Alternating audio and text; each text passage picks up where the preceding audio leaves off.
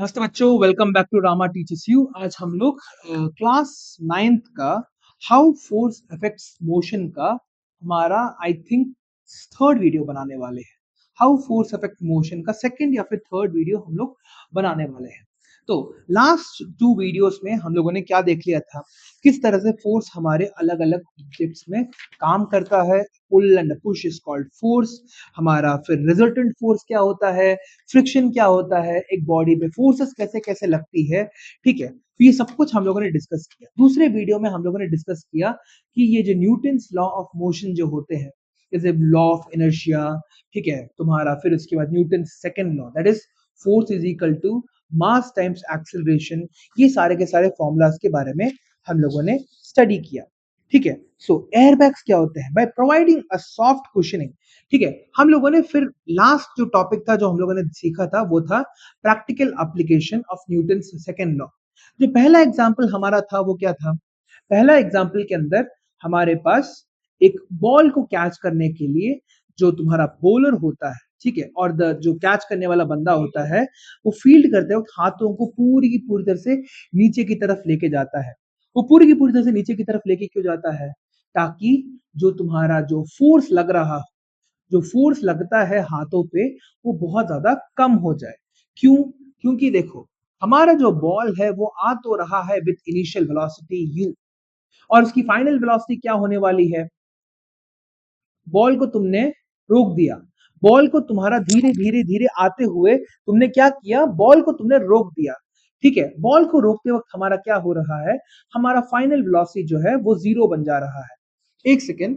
सो practical applications में ball को catch करने के लिए हमें क्या करना पड़ता है, वो अगर हम लोग क्या करें, if we try to stop the ball mid air में, अगर हम लोग हमारे बॉल को स्टॉप करने की कोशिश करेंगे तो क्या होगा, ज्यादा फोर्स लगेगा। क्यों हमें ज्यादा फोर्स लगेगा Madhav, why would be experience more force अगर हम लोगों ने एक ही झटके में बॉल को रोकने की कोशिश कर दी तो।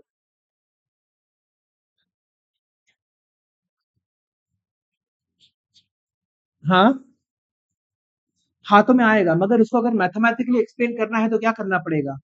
If you want to explain it mathematically, how would we explain it.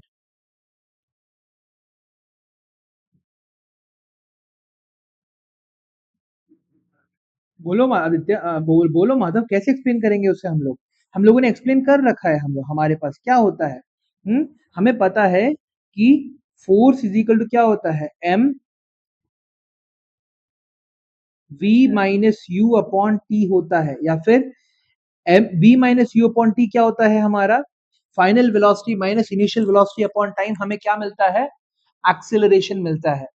ठीक है, final velocity minus initial velocity upon time जब हम लोग करते हैं तो हमें क्या मिलता है, हमें एक्सेलरेशन मिलता है। तो हमें पता है force is inversely proportional to time. Force जो है तुम्हारा, it is inversely proportional to time.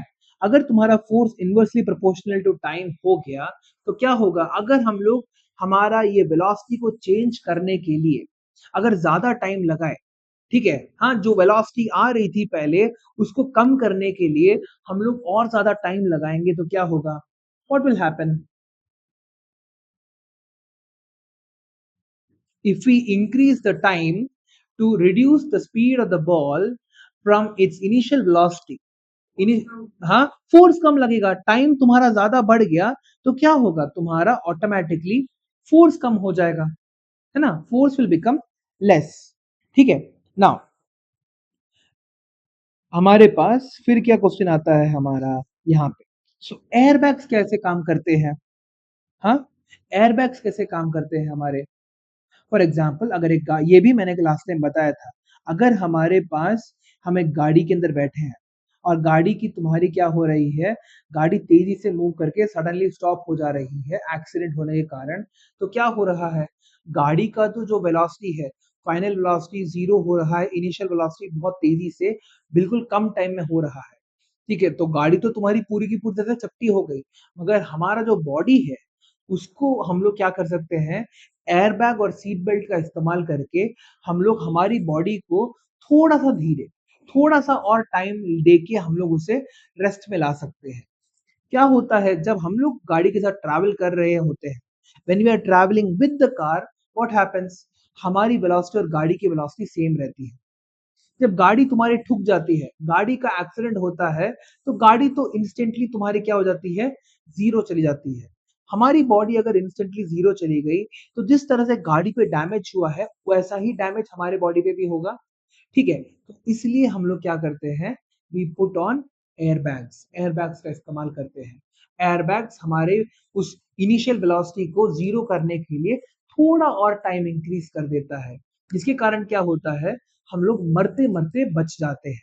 So instead of getting like this, ऐसे होने के जगह तुम्हारा थोड़ा धीरे से तुम्हारा जो वेलोसिटी है डिक्रीज कर रहा है। हाँ बोलो माधव। एयरबैग्स की वजह से भी, अरे अगर तुम बहुत ज्यादा ही स्पीड में चला रहे हो तो एयरबैग्स भी तुम्हारी मदद नहीं कर सकते। Even airbags can not help you if you are going at really really fast speed. ठीक है, दैट इज योर फॉल्ट, तुम्हें इतना तेजी से जाना ही नहीं चाहिए था, है ना। किसने बोला तुम्हें इतना तेजी से जाने के लिए, स्पीड। हाँ बोलो, बोलो बोलो। हम्म।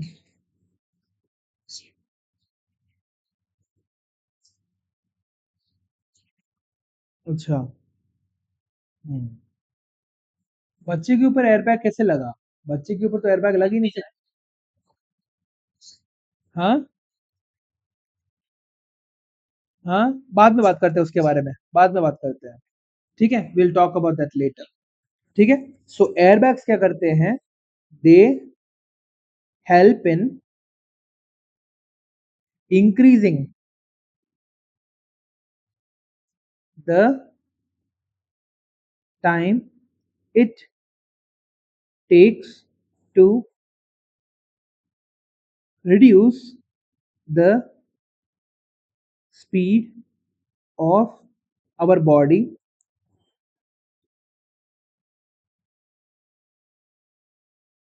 to zero, जीरो तक लाने के लिए हमारा जो टाइम है वो बढ़ा देते हैं।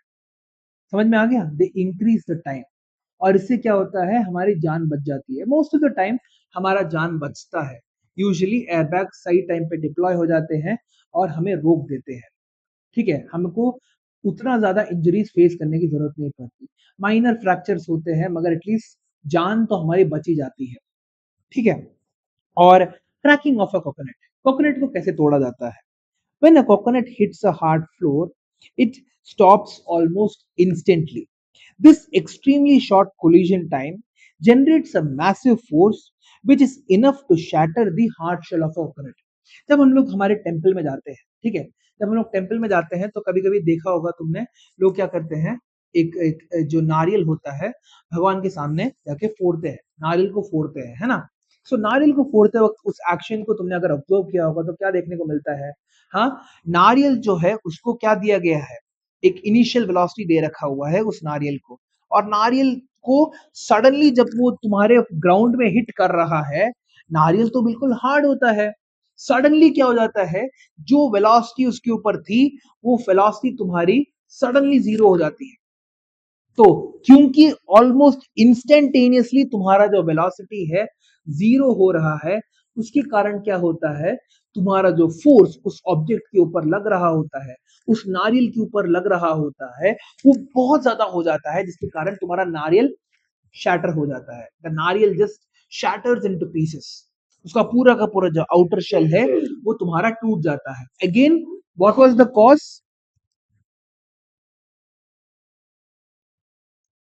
कोकोनट में हमारा रीजन क्या था, what was the reason, when the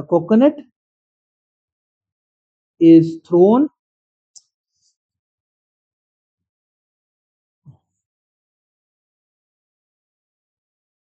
coconut is thrown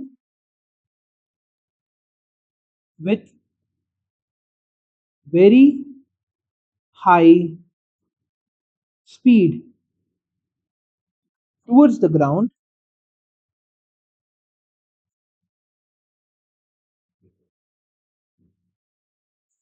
the coconut suddenly stops। ठीक है, its final velocity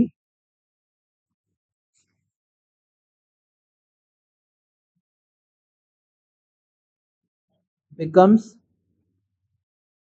zero instantaneously.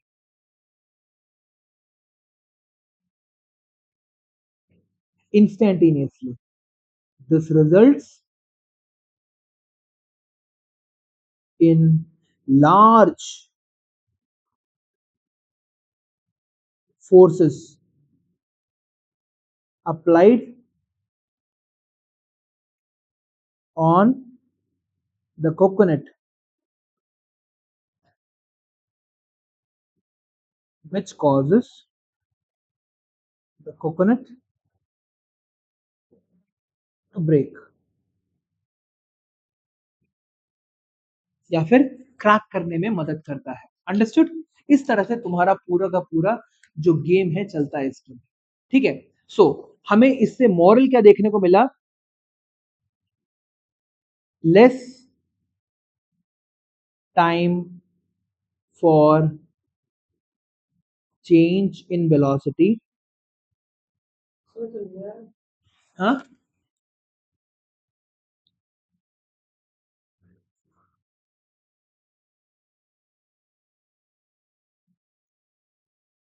Hello, अरे सो तुम्हारा अगर बहुत ज्यादा टाइम लग रहा है तो फोर्स तुम्हारा क्या हो जाएगा? लेस हो जाएगा। कम टाइम लग रहा है तो फोर्स ज्यादा हो जाएगा। ठीक है, सो आगे बढ़ते हैं। सो सबसे पहला जो हमारा क्वेश्चन निकल के आता है, कार ऑफ मास 1000 kgs। ठीक है, मास तुम्हें दे रखा हुआ है 1000 kg। A car of mass 1000 kg is moving with the velocity, that is u की वैल्यू दे रखी हुई है 72 किलोमीटर्स, ठीक है, per hour. Now find the momentum. Madhav, momentum का फॉर्मूला क्या होता है?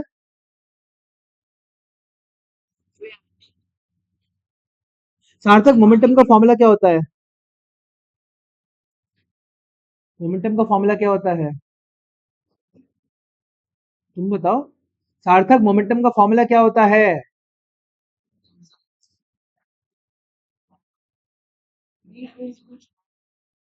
गलत। मोमेंटम का फॉर्मूला तुम्हारा होता है mass into velocity. Momentum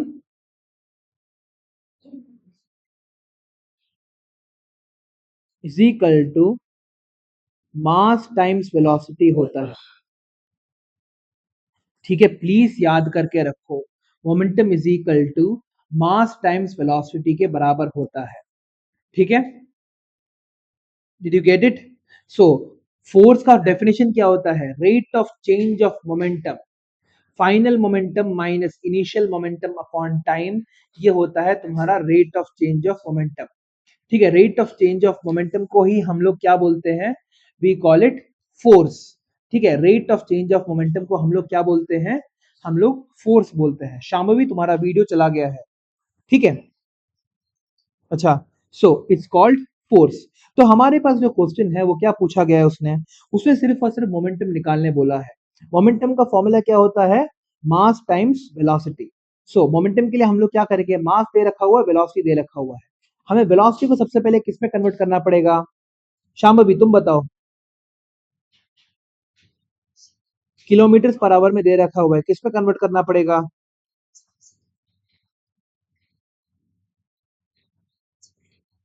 exactly, velocity हमारा has to be converted into meters per second. Velocity को हमें कन्वर्ट करके रखना पड़ेगा इन मीटर्स पर सेकेंड। ठीक है, मीटर्स पर सेकेंड में कन्वर्ट करने के लिए हम लोग क्या करेंगे? 72 मल्टीप्लाई पर, जैसे शांभवी ने बोला 5/18 से मल्टीप्लाई कर दिया तो हमें क्या मिलेगा? 8 4 32, 18 4 72। ठीक है, 70 20 मीटर्स पर सेकेंड हमें मिल गया। ठीक है, अब मोमेंटम का फॉर्मूला डाल दो,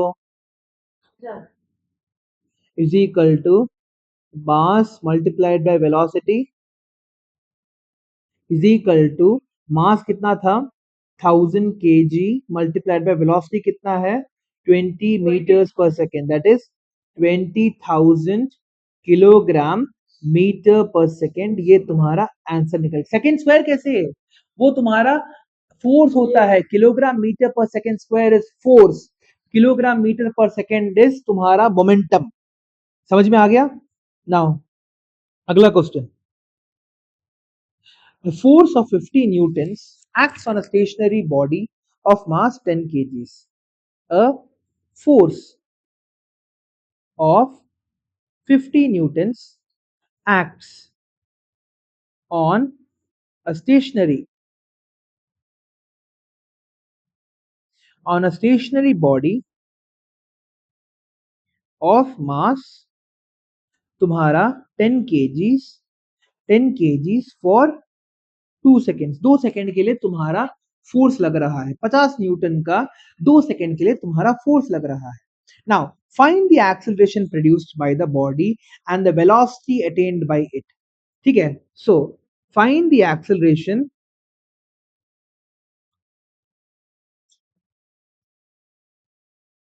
if the body. Madhav, force का फॉर्मूला क्या होता है?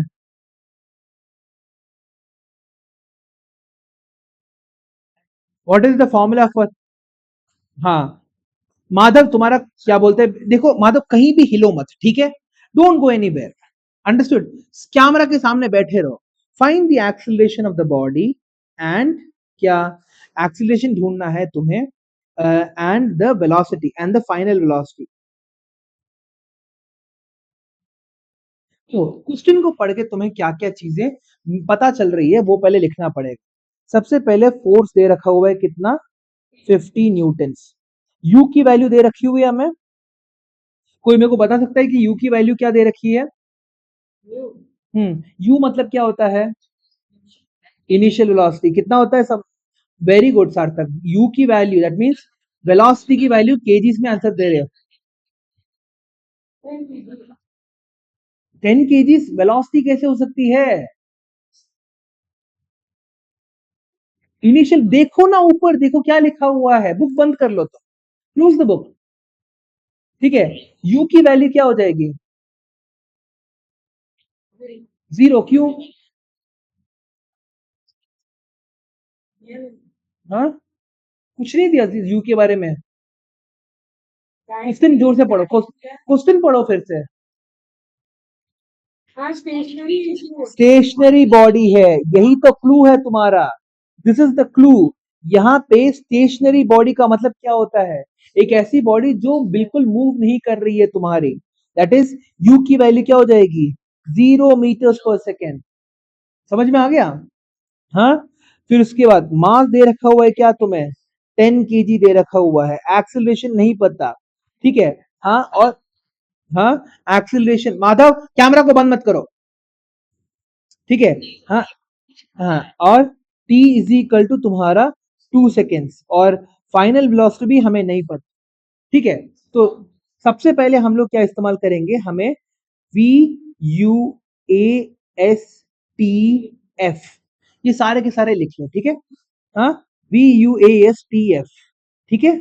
हाँ, v u a s t f, v की वैल्यू है तुम्हें नहीं पता, यू की वैल्यू है 0, एक्सीलरेशन भी तुम्हें नहीं पता, एस भी तुम्हें नहीं पता, टी तुम्हें पता है 2 सेकेंड, हाँ, टी तुम्हें पता है 2 सेकेंड, और फोर्स तुम्हें पता है कितना, 50 न्यूटन तुम्हें पता है, ठीक है। तो सबसे पहले हम लोग क्या करेंगे, force is equal to mass into acceleration का इस्तेमाल कर देंगे, ठीक है। तो मास इंटू एक्सीलरेशन का इस्तेमाल करेंगे तो क्या मिलेगा, force is equal acceleration is equal to force upon mass.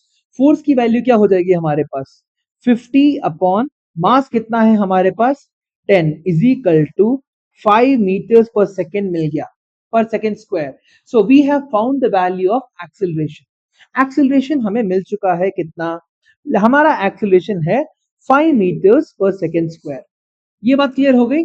Now अब हमें एक्सीलरेशन मिल गया है तो हमारे पजल के अंदर लिख सकते हैं 5 meters per second square. Madhav बार बार हिलो मत, ठीक है, don't go away from the seat. Class में बैठ के भी ऐसे ही खुजली करते रहते हो क्या तुम? नहीं ना, एक जगह बैठे रहो। हाँ, सो अगला हमारा क्या है, हमें क्या निकालना है, क्वेश्चन में क्या पूछा है इन्होंने, एक्सीलरेशन निकालने बोला है, एक्सीलरेशन निकाल दिया हम लोगों ने, ठीक है। फिर क्या बोला है उन्होंने, they have asked us to find the final velocity. Final velocity मतलब v निकालनी है। तो एक सिंपल फॉर्मूला क्या होता है एक्सेलरेशन का?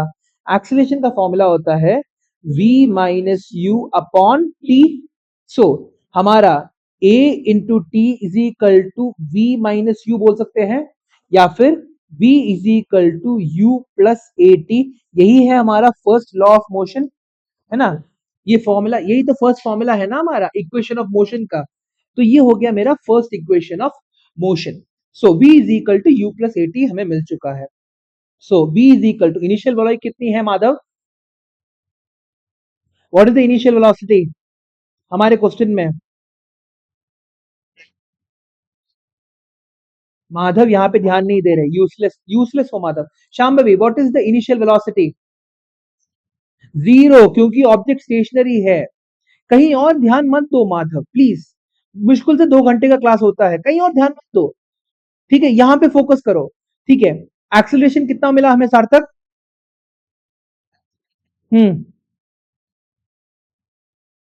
What is the acceleration that we get? 5 meters per second square. 5 meters per second square. Time कितना दे रखा था क्वेश्चन में? 2 सेकंड के लिए हमें टाइम दे रखा था। तो हमारी फाइनल वेलोसिटी क्या हो जाएगी?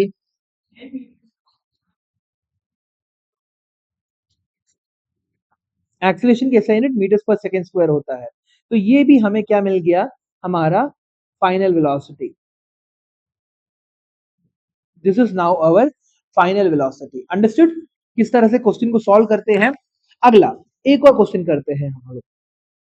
Question, force acts on an object of mass 4 kg and changes its velocity from 10 meters per second to 20 meters per second in 5 seconds। तो हमें क्या क्या दे रखा हुआ है? मास हमें दे रखा हुआ है 4 kg, ठीक है? v u a s t f। तो फाइनल वेलोसिटी हमें दे रखा हुआ है 20 meters per second. Initial velocity दे रखा हुआ है 10 मीटर्स पर सेकेंड। एक्सेलरेशन नहीं दे रखा हुआ, डिस्टेंस नहीं दे रखा हुआ, टाइम हमें दे रखा हुआ है 5 सेकेंड्स, ठीक है? और find the magnitude of force, force निकालने बोला गया है हमसे, ठीक है? हाँ, सिर्फ फोर्स निकालने बोला गया है इस इंफॉर्मेशन का इस्तेमाल करके। So according to the second law of motion, हमारा फोर्स का फॉर्मूला क्या निकल के आएगा? Force is equal to M a का फॉर्मूला क्या होता है Shambhavi? What is the formula for a? अभी किया था हम लोगों ने। What is the formula for acceleration? v minus you upon t. इसको क्या करो, इसमें डाल दो, तो क्या मिला? Force is equal to m v minus you upon t. तो क्या हमें मास दिया हुआ है हमारे क्वेश्चन के अंदर? Have they given us the mass? Yes. Velocity दे रखी है, फाइनल दे रखी है, इनिशियल वेलोसिटी दे रखी है, हाँ, टाइम भी दे रखा हुआ है। तो हम लोग क्या कर सकते हैं? By using all this information हम लोग हमारा फोर्स निकाल सकते हैं। तो फोर्स की वैल्यू हमारी क्या निकल के आएगी? Force is equal to 4 into v is 20 minus 10 upon 5. So 4 into 20 minus 10 is how much? 10 upon 5. तो ये तुम्हारा क्या हो गया? 8 meter, sorry 8 newtons. 8 newton of force लग रहा है तुम्हारे बॉडी के ऊपर। सो हमारे पास दो इंपॉर्टेंट फॉर्मूलाज जो है वो क्या क्या है? एक इंपॉर्टेंट फॉर्मूला जो है, ठीक है, यहां पे मैं अलग कलर से लिख देता हूं, important formulas.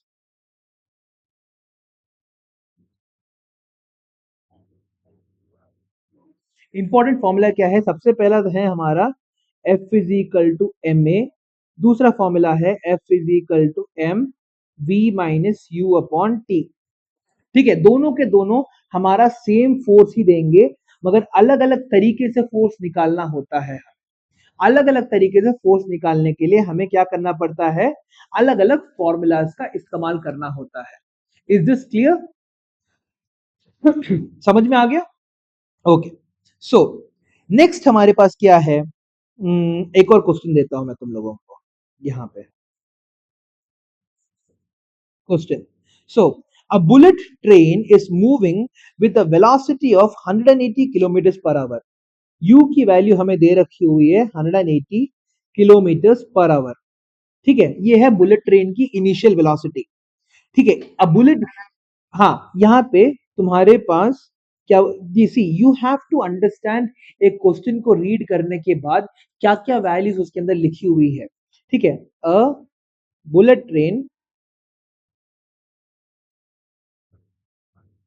is moving with a velocity of 180 kilometers per hour. ठीक है, and it takes 5 seconds to stop, 5 seconds to stop after the brakes are applied.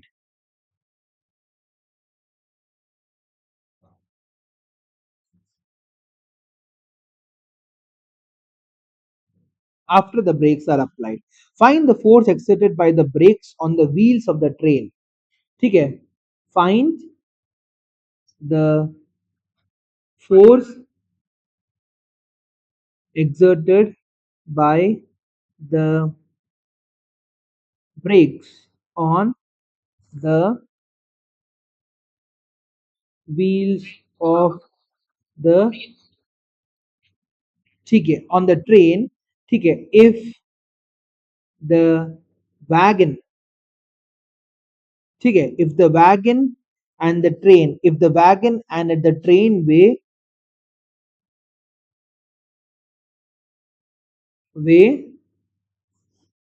कितना तुम्हारा 2000 KGs.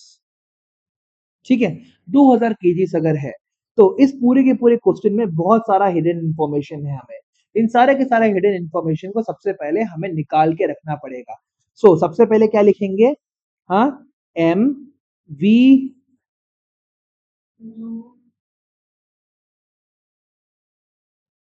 Okay, m v u a s t f. तो mass हमें दे रखा हुआ है 2000 KGs.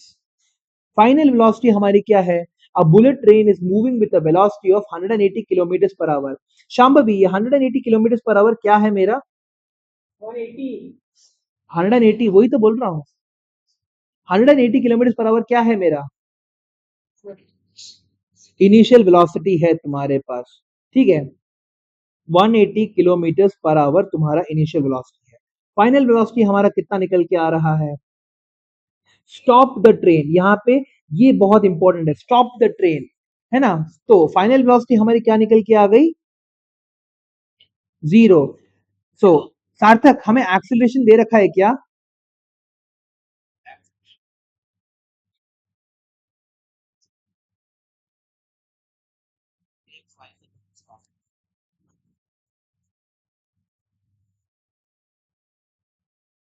to stop after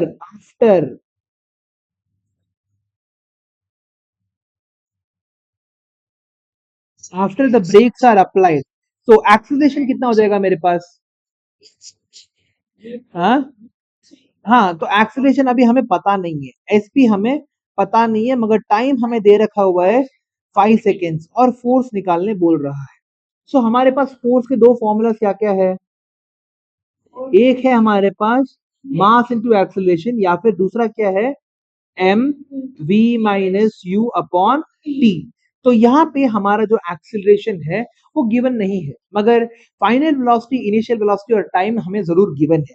तो हम लोग क्या कर सकते हैं, उस फॉर्मूला का इस्तेमाल कर सकते हैं। तो हमें क्या मिल जाएगा, फोर्स इज इक्वल टू, क्या हो जाएगा, मास कितना है 2000 into final velocity 0, initial velocity कितना है तुम्हारा यहाँ पे, अच्छा 180 किलोमीटर पर आवर को तुम्हें सबसे पहले क्या करना पड़ेगा, मीटर्स पर सेकंड में कन्वर्ट करना पड़ेगा। तो सबसे पहले उसको मीटर्स पर सेकंड में कन्वर्ट कर दें, 180 इंटू 5 अपॉन 18, कितना मिल गया, 50 मीटर पर सेकेंड। ठीक है, is equal to 50 metres per second मिल रहा है हमें। तो यहाँ पे हम लोग आगे बढ़ जाए तो 0 माइनस 50 अपॉन टाइम कितना लग रहा है 5 सेकेंड्स। ठीक है, यहाँ पे क्या हो जाएगा 2000 मल्टीप्लाइड बाय तुम्हारा -50 अपॉन 5, तो ये तुम्हारा -10 हो गया। -10 के बराबर हो गया तो हमें क्या मिल रहा है? -20,000 मिल रहा है। नाउ यहाँ पे 2-3 चीजें जो तुम्हें समझने के लिए है उसका वो क्या-क्या है वो पहले बताता हूँ। ठीक है? What is the meaning of this minus sign? ठीक है? सबसे इंपॉर्टेंट क्वेश्चन, हाँ, what is the meaning of the negative?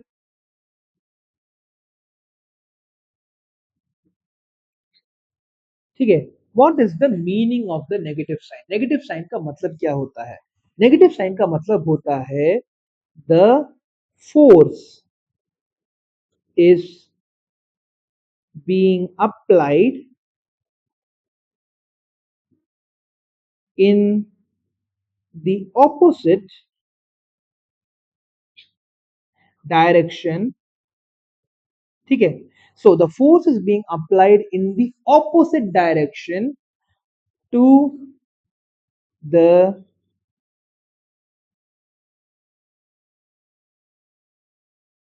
movement of the object. So इसमें देखो क्या हो रहा है, ये है तुम्हारा ट्रैक, ठीक है? ये है तुम्हारा ट्रैक। इस ट्रैक के ऊपर तुम्हारे पास क्या है? एक बुलेट ट्रेन है, ठीक है? सो एक बुलेट ट्रेन है तुम्हारे पास और यहाँ पे है तुम्हारे क्या? इस छोटे से इलाके में है तुम्हारे ब्रेक्स, ठीक है? इस छोटे से इलाके में है तुम्हारे ब्रेक्स। ऑब्जेक्ट क्या कर रहा है? Object is moving like this. इस डायरेक्शन में तुम्हारा ऑब्जेक्ट मूव कर रहा है। मगर नेगेटिव डायरेक्शन में अप्लाई करने का मतलब क्या होता है पता है? तुम्हारा जो ब्रेक्स है वो उल्टे डायरेक्शन में फोर्स अप्लाई कर रहा है, ठीक है? So the brakes are applying a force in the opposite direction to the direction of the train, ठीक है?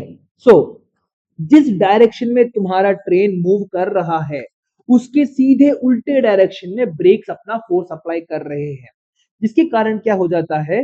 जिसके कारण तुम्हारा फोर्स नेगेटिव होता है, ठीक है? सो अगर तो ये एक नोट करके लिख लो,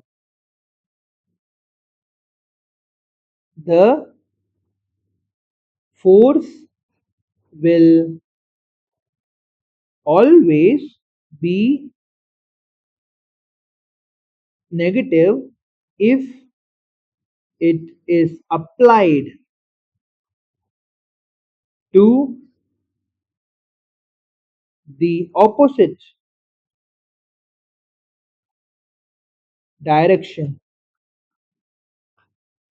to that of the force will always be negative if it is applied to the opposite direction to that of the moving object,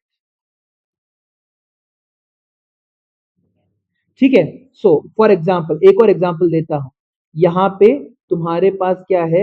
एक बंदा यहाँ पे खड़ा है और उसके हाथ में क्या है? एक बॉल है। इस बॉल को वो ऊपर की तरफ टॉस कर रहा है, ठीक है? इस बॉल को वो क्या कर रहा है? ऊपर की तरफ टॉस कर रहा है। जब ये बॉल तुम्हारा ऊपर जा रही है, ठीक है? When this ball is going up like this, ये ऊपर जाके क्या कर रही है? वापस नीचे भी आ जा रही है। ऊपर जाते वक्त क्या हो रहा है? तुम्हारी जो धरती है वो क्या कर रही है? इस बॉल की स्पीड को कम करने की कोशिश कर रही है, ठीक है? धरती जो है क्या कर रही है? इस बॉल की स्पीड को कम करने की कोशिश कर रही है, ताकि क्या होता है तुम्हारा? सबसे ऊपर पहुंचते पहुंचते तुम्हारा जो बॉल है उसकी स्पीड क्या बन जाएगी? हाँ शाम्भवी, वो सबसे ऊपर बॉल की स्पीड क्या बन जाएगी? सबसे ऊपर जीरो, क्यों? ओके, अन्वेश तुमने जीरो तो बोल दिया, मगर क्यों जीरो हो रहा है? स्पीड जीरो होने का मतलब क्या होता है? नहीं, नहीं, स्पीड जीरो होने का मतलब क्या होता है? रुक जा, एग्जैक्टली नहीं। यहाँ पे देखो एक और नोट लिख देता हूं तुम लोगों के लिए, the speed of an object becoming zero means that the object is not move नहीं कर रहा है। जब ये ball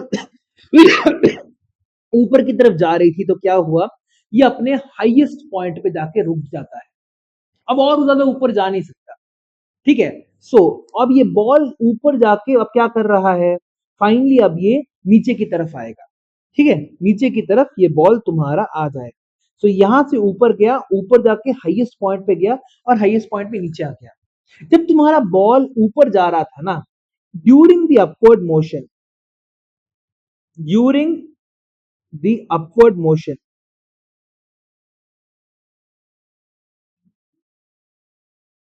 earth was exerting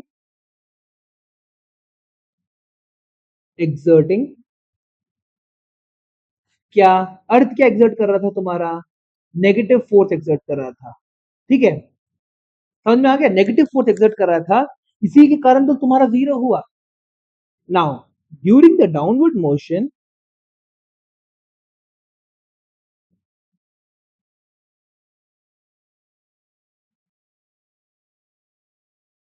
the earth is exerting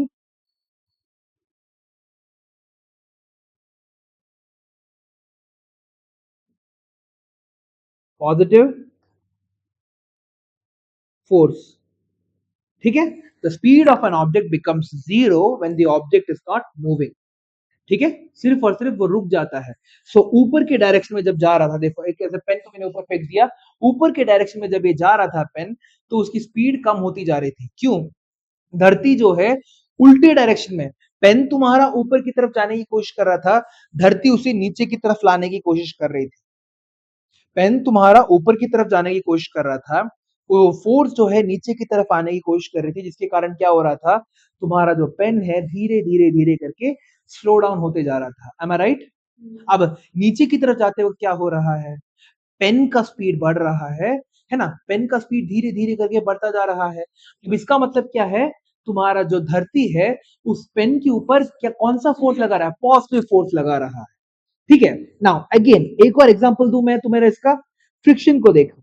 ठीक है, I will give you another example, friction. Friction के केस में क्या होता है, तुम्हारे पास एक सरफेस है ऐसा, you have a surface like this, और यहाँ पे तुमने क्या किया, एक बॉल को रोल करने के लिए डाल दिया। ठीक है, ये बॉल तुम्हारा रोल करते हुए आगे की तरफ जा रहा है, मगर क्या ये कंटिन्यूसली रोल करता रहेगा तुम्हारा, क्यों नहीं करेगा, नेगेटिव फोर्स, कौन सा नेगेटिव फोर्स उसके ऊपर लग रहा है, नहीं, फ्रिक्शनल फोर्स। ठीक है, सो ये जो बॉल तुम्हारी आगे की तरफ जा रही है ना, ऐसे ये जो बॉल तुम्हारी आगे की तरफ जा रही है, इसको रोकने के लिए एक फोर्स जो है वो काम कर रहा है इन द नेगेटिव डायरेक्शन। ठीक है, ये है तुम्हारा क्या, मूवमेंट ऑफ द बॉल। ये उल्टे डायरेक्शन में क्या हो रहा है, फ्रिक्शनल फोर्स, जिसके कारण क्या होगा, इवेंचुअली बॉल तुम्हारा यहां पे आके स्टॉप कर देगा, द बॉल स्टॉप्स। ठीक है, सो इस केस में क्या हो जाएगा, the friction is providing negative force to the ball. ठीक है, सो यहां पे भी क्या हो रहा है, सार्थक इस डायग्राम को देखो, बॉल क्या कर रहा है, किस डायरेक्शन में मूव कर रहा है, बॉल तुम्हारा, सार्थक यहाँ पे फोकस करो। हॉलिडे होमवर्क अगर कर रहे हो तो मेरे को, अगर तुम आंसर नहीं दे रहे ना सार्थक, मैं लिटरली तुम्हें कॉल से काट दूंगा, मेरे को फर्क नहीं पड़ता तुम्हारा आज का क्लास चला गया। मेरे क्लास में बैठ के तुम अगर कुछ और कर रहे हो, आंसर नहीं कर रहे, तो मेरे को बहुत गुस्सा आएगा। एक सिंपल सा क्वेश्चन पूछा है, बॉल किस डायरेक्शन में मूव कर रहा है,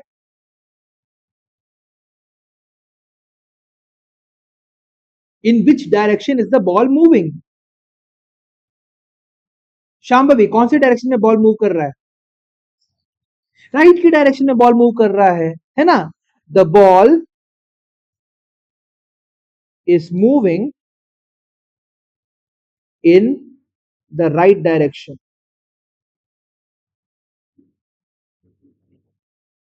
जो भी अगला जो मैं अगर ऑब्वियस क्वेश्चन पूछूंगा, अगर कोई आंसर नहीं करेगा तो मैं क्लास से निकाल दूंगा, ठीक है? आज की क्लास तुम्हारी चली गई फिर। अंडरस्टूड? तो द बॉल इज, हाँ,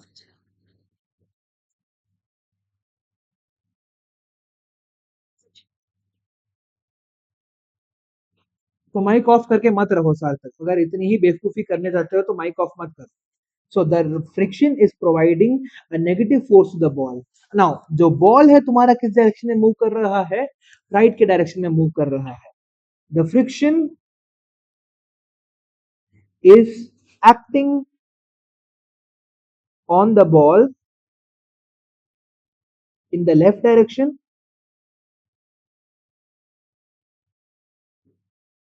है ना? जो फ्रिक्शन है तुम्हारा किस डायरेक्शन में एक्ट कर रहा है?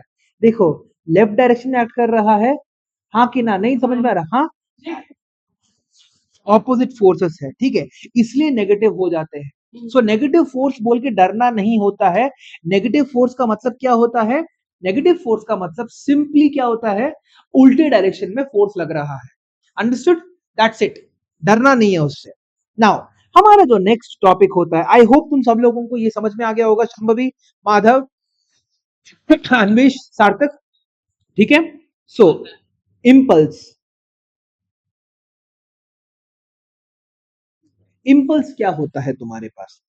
When a force acts on a body for a small time, then the total impact on the force is defined in terms of impulse. ठीक है? हाँ, एक शॉर्ट टाइम के लिए अगर तुम्हारा फोर्स एक बॉडी के ऊपर एक्ट कर रहा है, ठीक है, सो उस जो फोर्स तुम्हारा अप्लाई हो रहा है उसी को हम लोग क्या बोलते हैं? Impulse. When a force acts on a body for a small time, then the total impact of that force is defined as impulse. इसका डेफिनेशन पहले लिख लेते हैं। when a force is acting on a body for a short time, ठीक है, when a force is acting on a body for a short time, ठीक है, बहुत छोटे टाइम के लिए अगर एक्ट कर रहा है, then the total impact, the total impact of that force is called impulse. ठीक है, इसी को हम लोग इम्पल्स बोलते हैं। ठीक है, सो फॉर एग्जाम्पल तुम जो कराटे लोग खेलते हैं ना, कराटे जो जो प्रैक्टिस करते हैं, हाँ, एक छोटा सा फोर्स, बहुत छोटे टाइम के लिए अगर तुम्हारा एक फोर्स अप्लाई हो रहा है, उसको हम लोग क्या बोलेंगे? इम्पल्स बोलेंगे। फॉर एग्जाम्पल हम लोग जो कराटे बोर्ड होते हैं, कराटे बोर्ड को तोड़ने के लिए हम लोग क्या करते हैं? ऐसे करके सड़क करके चॉप कर देते हैं हम लोग, है ना? तो उसी को हम लोग क्या बोलते हैं? We call it impulse. बहुत छोटे टाइम के लिए जो तुम्हारा इंपैक्ट क्रिएट कर रहा है, ठीक है, the impact of a force at for a short time, okay, the impact of a force for a short time is called impulse. तो एक छोटा सा मेरा डेफिनेशन भी, the impact caused by a force applied for a short time is called impulse. ठीक है, एक ऐसा फोर्स जो बहुत छोटे टाइम के लिए तुम्हारा एक्ट कर रहा है ऑन एन ऑब्जेक्ट, उसको हम लोग क्या बोलते हैं? इम्पल्स बोलते हैं। ठीक है, सो इम्पल्स का फॉर्मूला क्या निकल के आता है?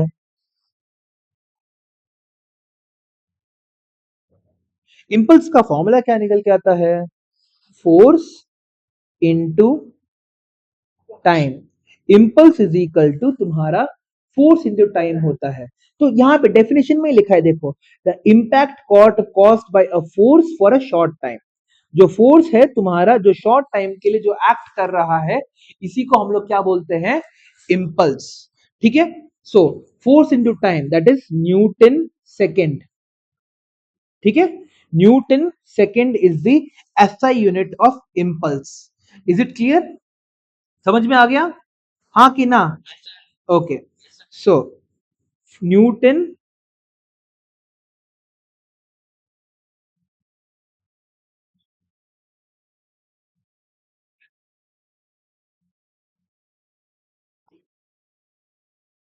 ठीक है, Newton second is the SI unit of impulse. आगे बढ़े. Okay, next. सुन लोगों को अभी भी बोर्ड क्लियरली दिख रहा है ना? Is there any problem? Okay, चलो आगे बढ़ते हैं. नहीं नहीं नहीं, अभी अभी भी बहुत है. हमारा चैप्टर खत्म होने वाला है, धीरे धीरे करके खत्म होने वाला है. आज मेरे को थोड़े बहुत एमसीक्यू न्यूमेरिकल्स भी करने हैं इस चैप्टर के. ठीक है, now according to the Newton second law हमारा क्या कहता है? सबसे पहले एक रिव्यू कर लेते हैं.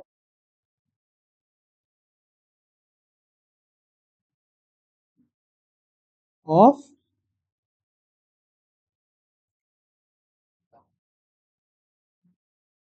who is confident enough to define the second law? Second law को कौन कॉन्फिडेंटली बोल सकता है? क्या शाम भी तुम बोल सकती हो? हाँ ट्राई करो, ट्राई करना ही तो है. हाँ, जेल थोड़ी भेज दूंगा. शांभवी ने क्या बोलते, गलत बोल दिया, इसको जेल भेज दो. ये तो नहीं होने वाला ना. हाँ हाँ, बोलो बोलो, ट्राई करके देखो. What is the definition for Newton second law? Newton second law का बेसिक डेफिनेशन क्या होता है बताओ? बिना देखे बोलो शांभवी, बिना देखे बोलना है. ठीक है, चीटिंग नहीं कर सकती, बुक देखे मत बोलो. हाँ बोलो.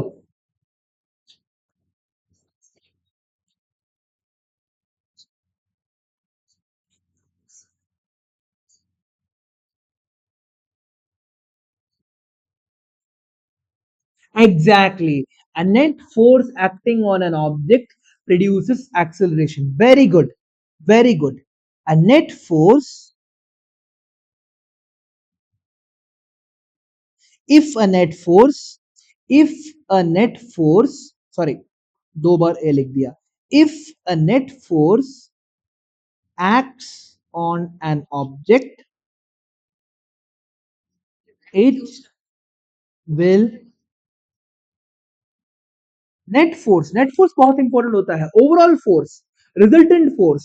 If a net force acts on an object, it will produce क्या? तुम्हारा acceleration. It will produce acceleration. ठीक है, so F is equal to M A. या फिर हमारा एक्सेलरेशन का फॉर्मूला क्या होता है? v minus you upon t. So f को हम लोग क्या लिख सकते हैं? v m into v minus you upon t लिख सकते हैं, is equal to m we minus M you upon t भी लिख सकते हैं. यहां पे हमारा दूसरा डेफिनेशन आता है फोर्स का. The rate of change of momentum acting on an object is called force. Now change in momentum हमारा यहाँ पे कैसे हो रहा है? How is change in momentum happening? mv represents हमारा क्या? Final momentum. mu represents हमारा क्या? Initial momentum. और mv माइनस mu विल रिप्रेजेंट क्या? चेंज इन मोमेंटम दिखाएगा. So M we minus M you upon T हमारा क्या दिखाएगा? Rate of change in momentum. ठीक है, इस तरह से तुम्हारा फॉर्मूला बिल्डअप हो रहा है. Rate of change of momentum. So M v is the final momentum, m u is the initial momentum. Okay, Shambhavi फिर से बताओ, मोमेंटम का फॉर्मूला क्या होता है?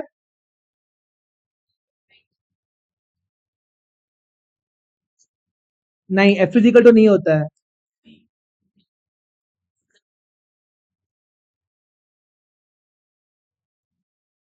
Mass into velocity. ठीक है, मोमेंटम का फॉर्मूला होता है मास इनटू वेलोसिटी। वो तुम f is equal to M a बोल रहे हो, वो फोर्स का फॉर्मूला है। मोमेंटम का फॉर्मूला होता है mass into velocity. I hope you understand this. ठीक है, मोमेंटम का फॉर्मूला क्या होता है तुम्हारा? हाँ हाँ, अरे दोनों के दोनों मोमेंटम है। ये इनिशियल मोमेंटम है, एम यू तुम्हारा इनिशियल मोमेंटम है। अगर इनिशियल वेलोसिटी का इस्तेमाल करोगे तो इनिशियल मोमेंटम देखने को मिलेगा, फाइनल वेलोसिटी का इस्तेमाल करोगे तो फाइनल मोमेंटम देखने को मिलेगा। और m we minus M u क्या हो जाएगा तुम्हारा? चेंज इन मोमेंटम देखने को मिलेगा। हाँ बोलो। हाँ नहीं, न्यूटन का फर्स्ट लॉ आ रहा है, सेकंड लॉ आ रहा है, थर्ड लॉ आ रहा है, न्यूटन लॉ ऑफ ग्रेविटी भी आ रहा है। सब कुछ है, समझ में आ गया? सो ये वाला पोर्शन में किसी को डाउट है? अब यहाँ पे हम लोग क्या कर रहे हैं, हम लोग बोल रहे हैं। हाँ हाँ ठीक है। किसको डाउट है? ओके, आगे बढ़ते हैं। तो हमको क्या पता चलेगा? We know that force is equal to m we minus M you upon T. क्या मैं इसको लिख सकता हूं? Force into time is equal to m we minus M u, है ना? M we minus M u को मैं फोर्स इंटू टाइम लिख सकता हूं क्या? इस वाले स्टेप में किसी को डाउट है? यहां से इस पोजीशन से मैं इस पोजीशन की तरफ जब गया तो किसी को डाउट आ रहा है? नहीं आपका? हाँ बस, और कुछ नहीं किया मैंने यहाँ पे। अब फोर्स इंटू टाइम क्या हो जाएगा मेरा? अभी थोड़ी देर पहले बोला, फोर्स इंटू टाइम क्या हो जाएगा मेरा? इम्पल्स।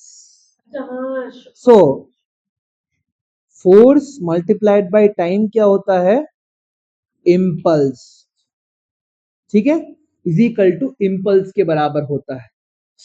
यहां पे मैं क्या लिख सकता हूं?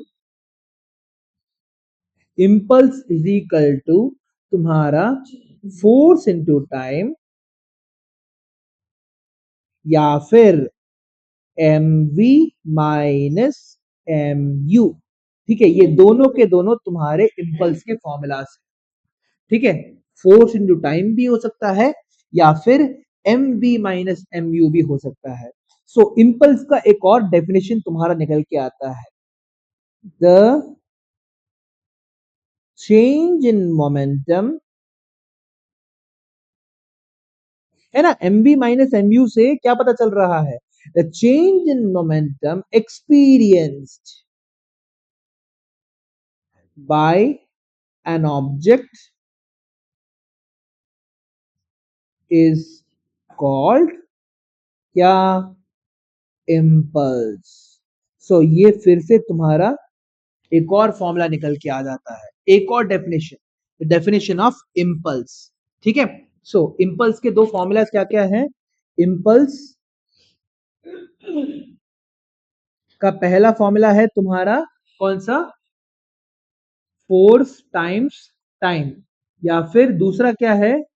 M of v minus u, that is m we minus M u. मैंने एम को कॉमन ले लिया है बस, चेंज इन मोमेंटम एग्जैक्टली। तो इसको मैं लिख सकता हूं m we minus M u या फिर एम वी माइनस यू। इसमें कोई डाउट है? सिर्फ और सिर्फ मास को मैंने क्या किया है? कॉमनली ले रखा है। ठीक है, मास को कॉमनली लिखा हुआ है, जिसके कारण मेरे को इम्पल्स का एक और फॉर्मूला मिल गया। समझ में आ गया? समझ में आ गया? Okay, SI unit of impulse मैंने ऑलरेडी बताया है। The SI unit of impulse is what? Newton second और तुम्हारा किलोग्राम मीटर पर सेकेंड। ठीक है, सो इम्पल्स और मोमेंटम का सेम एसआई यूनिट होता है, ठीक है। इम्पल्स एंड मोमेंटम, ये मैं नोट करके लिख देता हूं, note, impulse and momentum share the same SI unit। क्या यूनिट शेयर करते हैं? Kilogram meter per second. समझ में आ गया? हाँ, दोनों के दोनों सेम तुम्हारा एसआई यूनिट शेयर करते हैं। सो इंपल्स में किसी को डेफिनेशन है? हाँ, the impact caused by a force on an object for a short time is called impulse.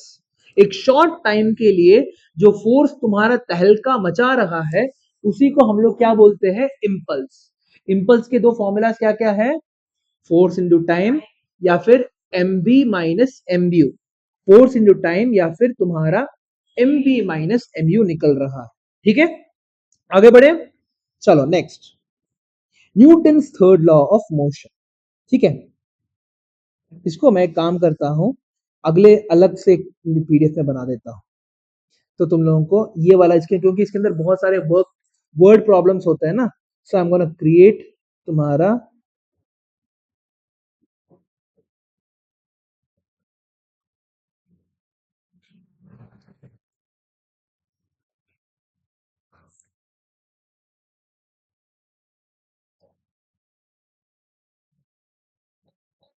एक सेकंड को,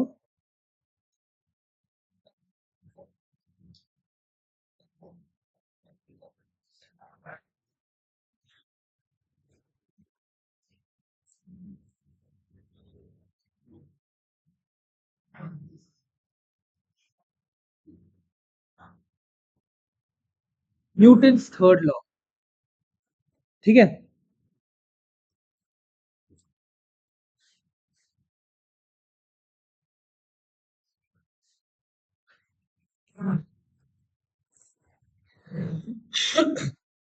चलो शुरू करते हैं।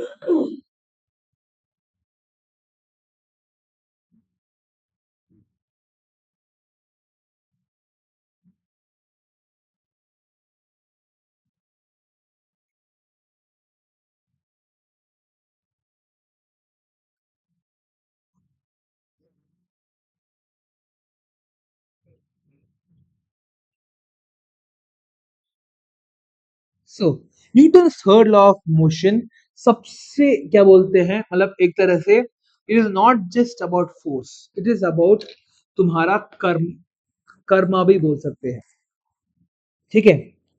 ये इसका फेमस डेफिनेशन क्या है?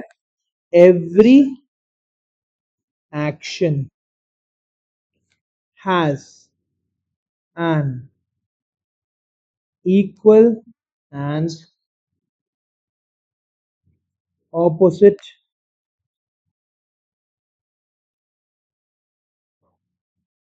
हर एक एक्शन का क्या होता है? एक इक्वल एंड ऑपोजिट रिएक्शन होता है, ठीक है। हाँ, अगर तुम कुछ इस दुनिया में अच्छा कर रहे हो तो तुम्हारे पास अच्छा ही वापस आएगा। अगर तुम दुनिया में कुछ गंदा कर रहे हो, खराब कर रहे हो, तो तुम्हारा जो अंत भी खराब ही होगा, ठीक है। सो इसी को हम लोग क्या बोलते हैं? We call it the Newton's third law of motion. समझ में आ गया? Every force has an equal and opposite force. अगर तुम एक फोर्स अप्लाई कर रहे हो तो तुम्हारा उल्टे, तुम्हारा क्या हो रहा है?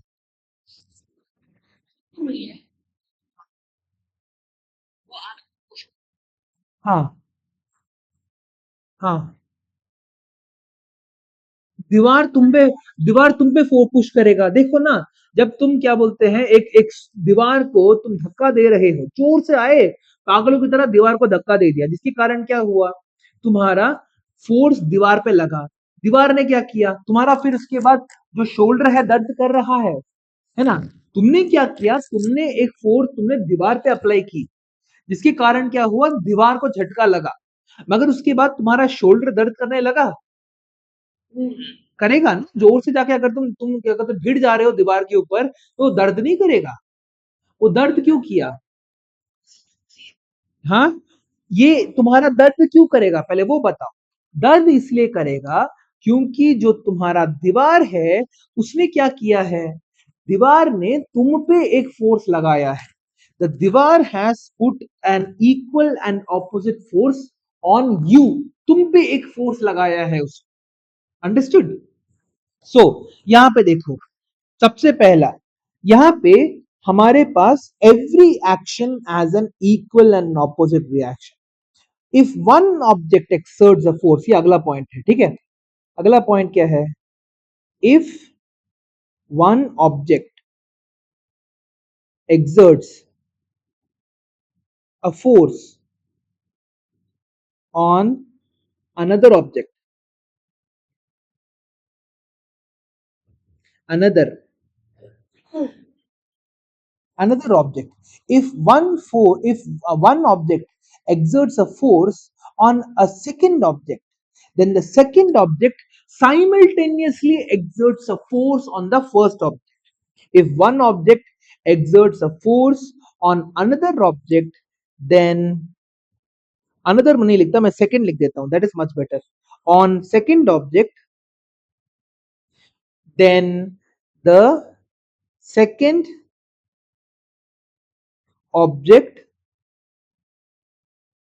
will exert an equal and opposite force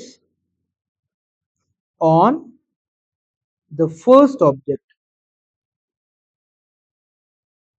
ठीक है, so it is exerting an equal and opposite force on the first object. समझ में आ गया, ठीक है। ये इसमें कोई डाउट है अभी नहीं? चलो हम लोग थोड़े बहुत एग्जाम्पल्स के साथ देखते हैं। हाँ बोलो। हाँ, इसको हम लोग क्या बोलते हैं, वी कॉल दीज फोर्सेस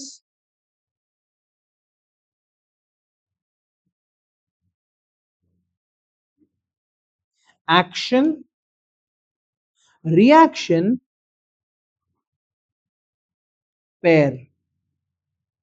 ठीक है, समझ में आ गया, एक्शन रिएक्शन पेयर बोला जाता है इन लोगों को। ठीक है, एक्शन हाइफन रिएक्शन पेयर।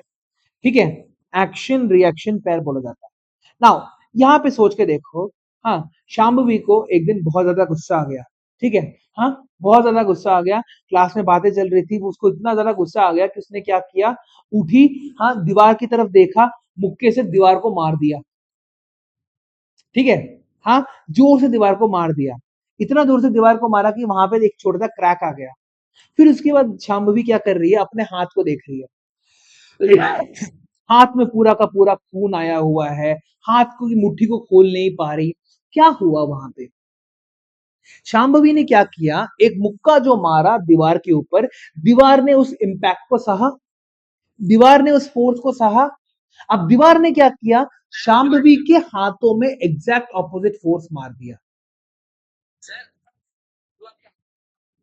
हाँ, हाँ, तो मत बोलो तो, ठीक है। सो वी क्या, so we call these forces action. तो एक्शन क्या था शांभवी का, एक्शन क्या था, हाँ, what was the action, action was Shambhavi hitting the wall, मुक्के से क्या बोलते हैं, दीवार की तरफ जोर से मारा, दैट वाज द एक्शन। दीवार ने शांभवी का हाथ तोड़ दिया, दैट इज द रिएक्शन। ठीक है, वो उसके पास एक जेन्युइन एक्सक्यूज है कि वो लिख नहीं सकती, एग्जाम नहीं दे सकती, और ये सब कुछ शांभवी ने इसलिए किया था ताकि मेरा होमवर्क उसे करना ना पड़े। ठीक है, मैंने इतना ज्यादा होमवर्क दे दिया था शांभवी को कि शांभवी ने बोला कि हाथ तोड़ना ही बेहतर है। ठीक है, हाँ, ओके, सो इसी को हम लोग बोलते हैं an action reaction pair. Action and reaction forces act on different bodies and therefore do not cancel when computing the force on a single body. इसका मतलब क्या है, एक्शन और रिएक्शन दो अलग अलग बॉडी में काम करते हैं। ठीक है, फॉर एग्जाम्पल यहाँ पे है शांभवी, ठीक है, हाँ, और यहाँ पे है तुम्हारा दीवार। अरे एक सेकंड रुको, तो यहाँ पे क्या हो रहा है, यहाँ पे शांभवी ने क्या किया, लिटरली एक दीवार के ऊपर जोर से हाथ मारा। ठीक है, ये एक दीवार थी, ठीक है, हाँ, ऐसे करके, यहां पे जोर से उसने मुक्का मारा। मुक्का मारने के कारण क्या हुआ, ठीक है, शांभवी ने फोर्स किसके ऊपर लगाया है, दीवार के ऊपर। शांभवी कौन है, एक्शन, ठीक है, शांभवी है एक्शन, और किसके ऊपर फोर्स लगा है यहां पे अभी, वॉल के ऊपर। शांभवी ने क्या किया, तुम्हारा शांभवी का जो मुक्का है, ठीक है, शांभवी का जो मुक्का निकल के आया था तुम्हारा, what was that, that was action. और ये जो मुक्के के कारण जो उसका हाथ टूटा वो है reaction.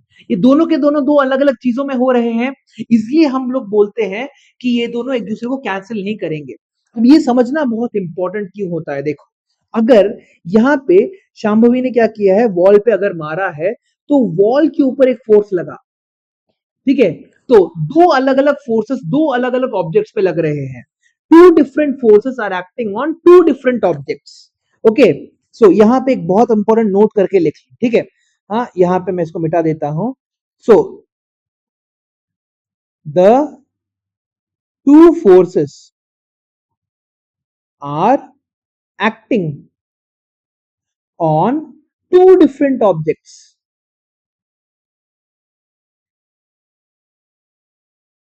So they don't cancel each other out. समझ में आ गया, ये दो फोर्सेस दो अलग अलग ऑब्जेक्ट्स में लगने के कारण ये तुम्हारे फोर्सेस एक दूसरे को कैंसिल नहीं कर देते, ठीक है, हाँ, इसलिए तुम्हारा नेट फोर्स जो है जीरो नहीं हो जाता। अगेन ये मैं क्यों बता रहा हूं, why am I stressing this so much. आप सोच के देखो, एक ही ऑब्जेक्ट है तुम्हारे पास, ठीक है, यहां पे है सार्थक, ठीक है, सार्थक यहाँ पे धक्का देने की कोशिश कर रहा है ऐसे करके, है ना, यहाँ पे धक्का दे रहा है, यहाँ पे है माधव, ठीक है, यहाँ पे दोनों के दोनों क्या कर रहे हैं, इस ऑब्जेक्ट को दोनों के दोनों साइड से धक्का देने की कोशिश कर रहे हैं, ठीक है, यहां से तुम्हारा लगा 10 न्यूटन, यहां से तुम्हारा लगा 10 न्यूटन, ठीक है, बॉक्स हिलने का काम नहीं कर रहा है।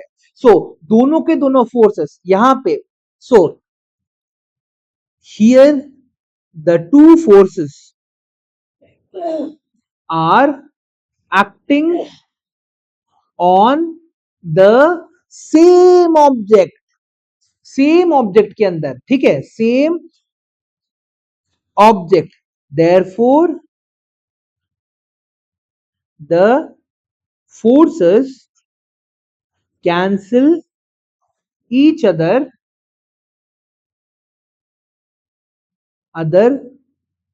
Out and the box does not move. समझ में आ गया, so this is not Newton third law, this is not Newton's third law, ठीक है, ये न्यूटन थर्ड लॉ है। शांभवी का दीवार पे क्या बोलते हैं, मारना इज न्यूटन थर्ड लॉ। सार्थक और माधव क्या बोलते हैं, एक ही बक्से को दोनों के दोनों साइड से धक्का देते रहे हैं, वो न्यूटन थर्ड लॉ नहीं है। सार्थक मेरे को तुम्हारी शक्ल नहीं दिख रही है, और प्लीज टेक्स्ट करना बंद करो। समझ में आ गया, okay, so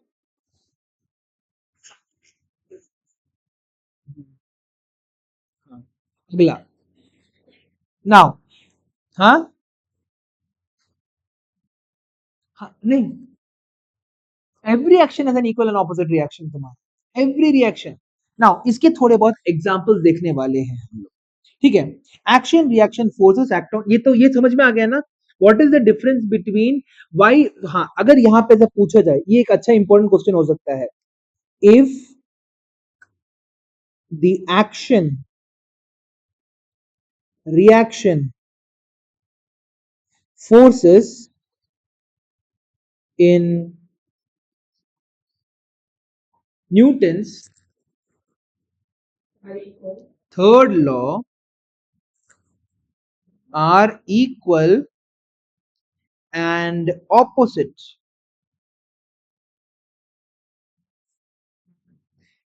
why don't they cancel each other.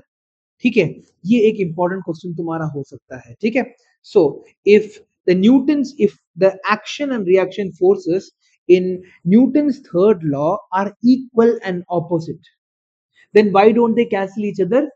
Simple है आंसर, क्या? बिकॉज पूरा का पूरा एक्सप्लेनेशन देने के बाद, ठीक है, पूरा का पूरा जो है तुम्हारा एक्सप्लेनेशन देने के बाद तुम क्या बोलोगे? एक सेकंड रुको, ठीक है, एक सेकंड, एक सेकंड रुको, ठीक है, जस्ट एक सेकंड। सो हमारा सोल्यूशन क्या निकल के आता है इसका? Because the forces are acting on two different bodies। ये फोर्सेस दो अलग अलग बॉडीज में काम करने के कारण तुम्हारा क्या हो रहा है? हाँ, कैंसिल नहीं हो रहा है। Now some examples of Newton's third law. ठीक है,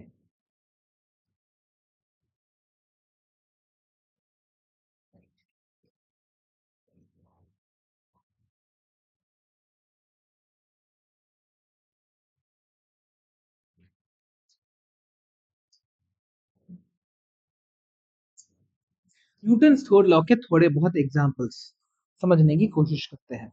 सबसे पहला क्या है? The climbing a tree. Okay, सबसे पहला क्या है हमारा?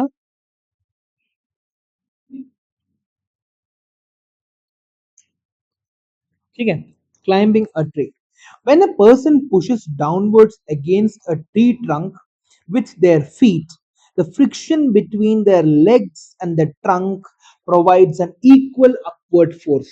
जैसे फॉर एग्जाम्पल यहाँ पे देखो, हाँ, अगर हमारा यहाँ पे है एक बहुत बड़ा पेड़, ठीक है, हाँ, यहाँ पे हमारे पास एक ऐसा बहुत बड़ा क्या बोलते हैं पेड़ है, ठीक है, और यहाँ पे क्या बोलते हैं एक कोकोनट्स है, ठीक है, और हमारा प्यारा माधव, ठीक है, हमारा प्यारा माधव क्या कर रहा है?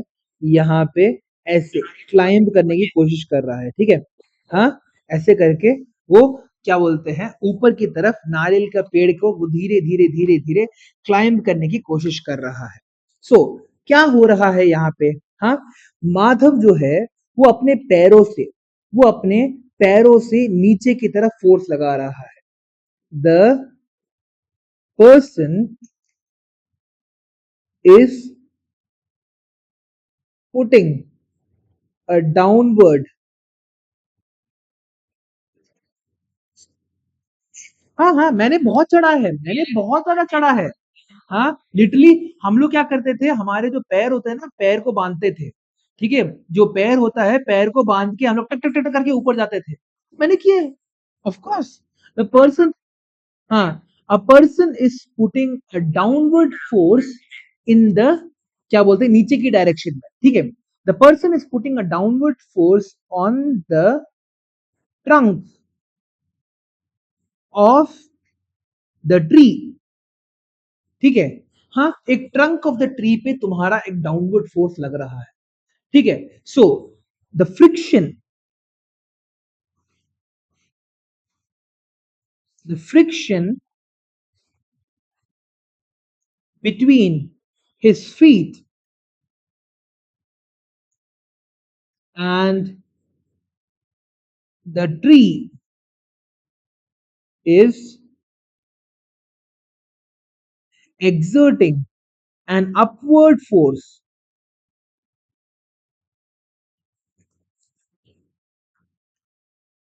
allowing him to climb up।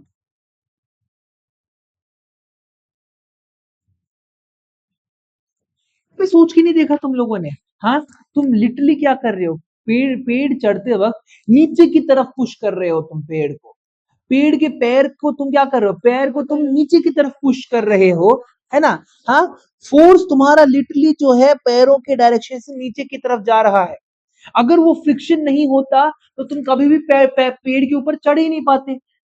है ना, you will never have been able to go up, है ना। चलो अन्वेश, यहाँ पे वॉकिंग, चलते वक्त क्या होता है, walking, walking on the road, road में चलते हो क्या होता है तुम्हारा, यहाँ पे अन्वेष जो है अपना क्या बोलते हैं, ऐसे चलने की कोशिश कर रहा है, ठीक है, नहीं ये थोड़े पैर गंदे हो गए, यहाँ पे देखो ऐसे करके, हाँ ऐसे करके चल रहा है, ठीक है। So when he is walking like this, जब वो चल रहा है तो वो क्या कर रहा है, पीछे के डायरेक्शन, ठीक है, हर एक पैर पीछे की डायरेक्शन में वो धरती को पुश कर रहा है। हमेशा नोटिस करना, जब भी तुम चलने की कोशिश करते हो तुम धरती को पीछे की तरफ पुश कर रहे हो, ठीक है। We are pushing the earth in the backward direction every time we walk forward, every time we walk, हर बार जब हम लोग आगे चलने की कोशिश करते हैं तो क्या होता है, हम लोग लिटरली जमीन को पीछे की तरफ पुश करते हुए आगे बढ़ रहे हैं, है ना। हम लोग जमीन को पीछे की तरफ, पीछे की तरफ ऐसे पुश करते हुए हम लोग आगे की तरफ चल रहे हैं, मगर अगेन क्या हो रहा है, the friction between the the friction between the surface and our feet of the ground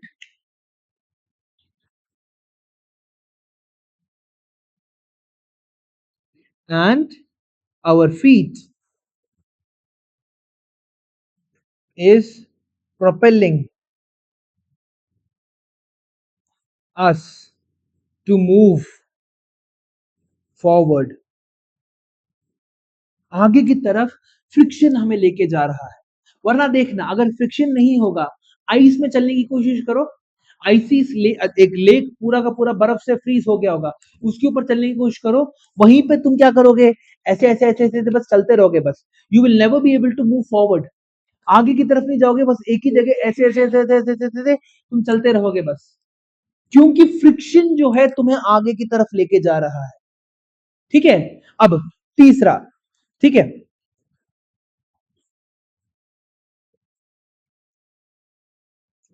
Shambhavi क्या कर रही है, शांभवी एक दिन बोर फील कर रही थी, ठीक है, हाँ, बहुत ज्यादा होमवर्क करने के बाद वो क्या सोचती है, एक दिन रिवर के पास जाते हैं और रिवर में लिटरली वो बोटिंग करने जाती है, ठीक है, हाँ, उसको ऐसे ये वाटर स्पोर्ट सब कुछ अच्छा लगता है, तो वो क्या करती है, एक दिन ऐसे बैठ के वो क्या बोलते हैं, लिटरली यहाँ पे एक ये एक तुम्हारा वो है, बोट है, बोट में बैठ के शी इज रोइंग इट, ऐसे करके वो पीछे की तरफ रो कर रही है, ठीक है, दोनों हाथ पकड़ के वो क्या कर रही है, पीछे की तरफ बोट को रो कर रही है, और यहाँ पे क्या है तुम्हारे पास, यहाँ पे चारों तरफ तुम्हारे पास ऐसे पानी है, ठीक है, देयर इज वाटर एवरीवेयर, ठीक है। सो शांभवी क्या कर रही है, हाथ को पीछे, she is pushing the water in the backward direction, है ना, वो पानी को पीछे की डायरेक्शन में पुश कर रही है, pushing the water in the backward direction, ठीक है, हाँ, नदी को पीछे की तरफ पुश कर रही है, जिसके कारण क्या हो रहा है, द रिवर इज पुशिंग, हाँ, Shambhavi in the forward direction,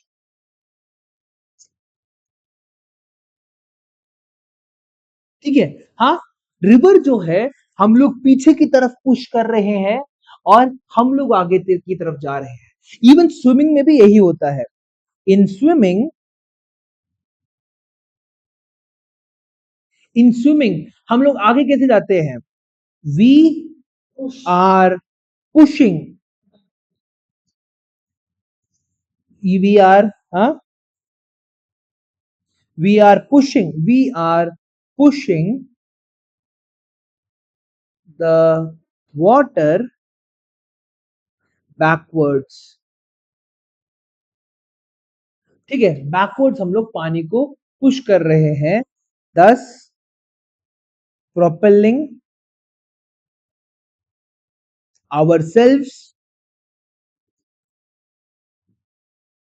forwards. ठीक है, ये सब कुछ तुम्हें लिखना है, ये मैं पीडीएफ तुम लोगों को भेजूंगा, तुम अपने वो क्या बोलते हैं वेबसाइट में चेक कर लेना, ठीक है, check that in your website, तुम्हारे नोट्स में आज आ जाएगा। ठीक है, अगला तुम्हारा रिकॉइल ऑफ अ गन, ये हो गया, ये है तुम्हारा थर्ड। फोर्थ,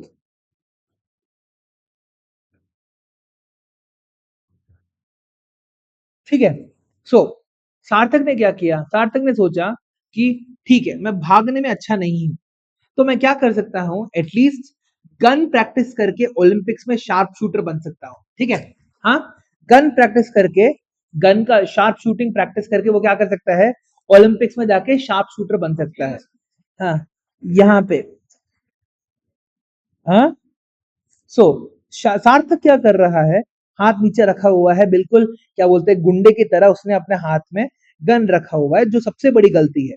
ठीक है, हाँ, उसने अपने हाथ में ऐसे गन को रखा हुआ है, ठीक है, ऐसे करके गन को रखा हुआ है, और पहली बार गन को शूट करने वाला है सार्थक। ठीक है, जब सार्थक पहली बार गन को शूट करता है, वो क्या नोटिस करता है, हाँ, हाँ, एक जैसे ही उसने शूट किया, तो क्या हुआ, एक छोटा सा बुलेट आगे की तरफ गया। ठीक है, एक छोटा सा बुलेट जो है आगे की तरफ गया, मगर उसी के साथ साथ क्या हो रहा है, तुम्हारा ये जो पूरा का पूरा जो गन है ना, ये पीछे की तरफ जा रहा है, और सार्थक क्योंकि गैंगस्टर बनने की कोशिश कर रहा था, ये गन उसके मुंह पे जाके लग जाती है ना। अब सार्थक को क्या लगता है, सार्थक को अब समझ में आता है कि गन खेल नहीं होता है। अगली बार सार्थक क्या करता है, सार्थक लिटरली अपना स्टैंड चेंज करता है, एक हाथ से एग्जैक्टली दोनों हाथों से वो गन को पकड़ के क्या कर रहा है, शूट कर रहा है टारगेट के ऊपर। वो शूट करते वक्त क्या हो रहा है, अब क्या हो रहा है, इस बार गन हाथ में ही है, रिकॉइल नहीं हो रहा है। ठीक है, गन तुम्हारा पीछे की तरफ कब भी जाएगा, क्योंकि एक्शन रिएक्शन पेयर है, बुलेट तुम्हारा आगे की तरफ गया, जिसके कारण क्या हुआ, तुम्हारा गन जो है, सार्थक तुम्हारा शक्ल नहीं दिख रहा मेरे को, हाँ, नहीं, तुम्हें मैं बाहर कर रहा हूं, ठीक है सार्थक, I am keep kicking you out of the class. हाँ, जाके घर पे जाके बाद में तुम हो खुद से होमवर्क करते रहना, मैं अभी के लिए तुम्हें बाहर निकाल रहा हूं, निकाल दू, पक्का, हाँ, सार्थक तुम्हारा पूरा का पूरा शक्ल दिखना चाहिए, पूरी की पूरी बॉडी दिखनी चाहिए, उतना दूर कैमरा रखो, हाँ, पूरा दूर रखो, पूरा दूर रखो, पूरा और दूर रखो, हाँ, पूरी की पूरी बॉडी दिखनी चाहिए मेरे को, हाँ, ठीक है, अब लिख के देखो, मेरे को गुस्सा आएगा सार्थक अगर मेरी क्लास में बैठ के होमवर्क करोगे तो, वो भी हॉलीडे होमवर्क।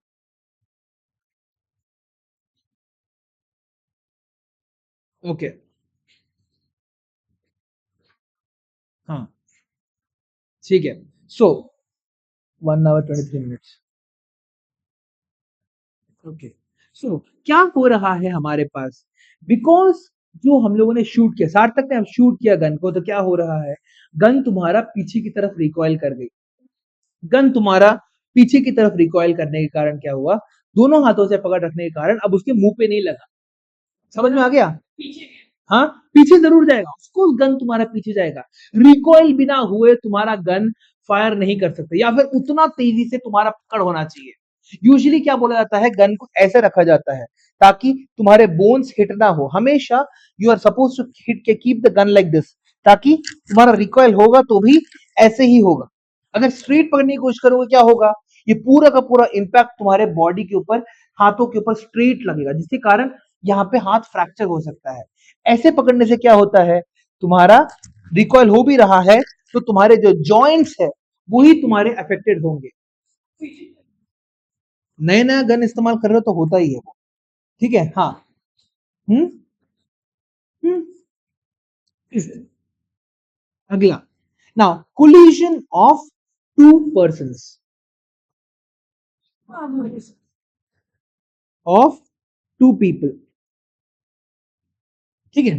हाँ, when two person walk or run in opposite direction collide with each other, तो यहाँ पे देखो, यहाँ पे क्या हो रहा है, यहाँ पे अन्वेष जो है तेजी से आ रहा है, ठीक है। हाँ, भागते हुए आ रहा है, ऐसे करके क्या बोलते हैं, हाँ, पागलों की तरह भागते हुए आ रहा है। हाँ, हाँ, मेरे को नहीं पता, यहाँ से हाँ, ऐसे करके, और यहाँ से भी तुम्हारा क्या हो रहा है, हाँ, यहाँ से सार्थक भागते हुए आ रहा है, ऐसे तेजी से भाग रहे हैं दोनों के दोनों। हाँ, हाँ, दोनों के दोनों भागते हुए आ रहे हैं, भागते हुए आ रहे हैं, ठीक है।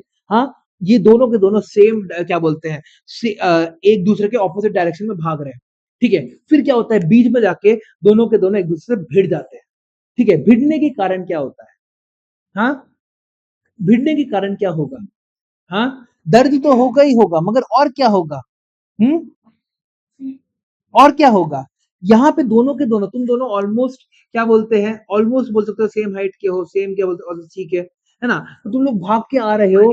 हाँ, अनवेश थोड़ा लंबा है, जानता हूं मैं। हाँ, सो बेसिकली ये दोनों के दोनों क्या हुए, भागते हुए आए, भागते हुए आके जैसे ही टकराए, आफ्टर द कोलिजन,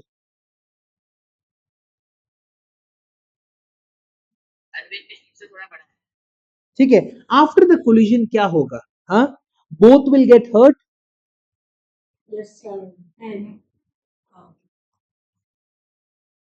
हाँ, दोनों के दोनों को दर्द करेगा, ऐसा तो है नहीं, दर्द नहीं करेगा। Both will fall in the opposite direction, will both will fall in the opposite direction, कैसे, यहाँ पे ऐसे, ऐसे करके तुम्हारे क्या बोलते हैं, ऐसे गिर गए, हाँ, कोलाइड करके इस तरफ ऐसे गिर गए, है ना, समझ में आ गया। सो ये भी किस लिए हो रहा है, एक्शन रिएक्शन फोर्स के कारण, तुम्हारा जो फोर्स था वो दूसरे पे लगा, किसी और का फोर्स तुम्हारे पे लगा, दोनों के कारण क्या हुआ, एक एक्शन रिएक्शन पेयर हो गया फिर से,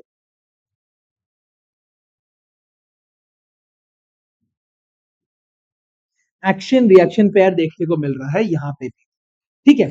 और हमारा फाइनल एग्जाम्पल क्या है, हाँ, ये कौन सा एग्जाम्पल था हमारा, फिफ्थ। सिक्स्थ एग्जाम्पल क्या है हमारे पास, रॉकेट प्रपल्शन।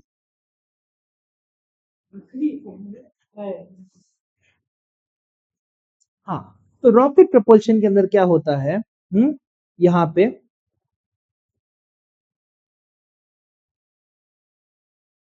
ठीक है।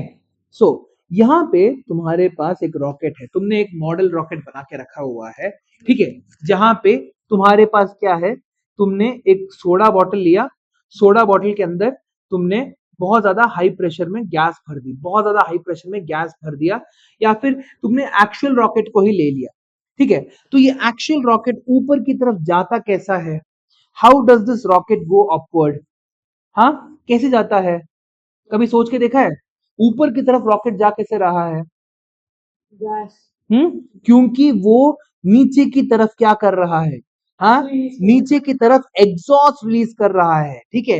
हाँ, बिल्कुल गर्मा गर्म, it is basically high pressure में तुम्हारा जो एग्जॉस्ट है बाहर निकल रहा है, फोर्स तुम्हारा नीचे की तरफ जा रहा है, इसके कारण क्या हो रहा है, रॉकेट तुम्हारा ऊपर की तरफ जा रहा है। सो द रॉकेट, हाँ बोलो,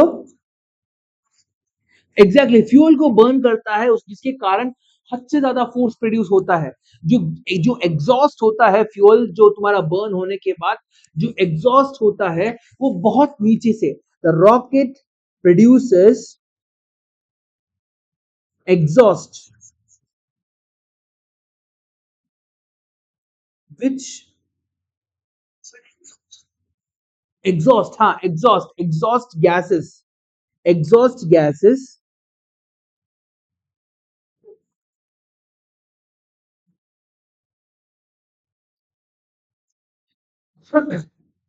by burning fuel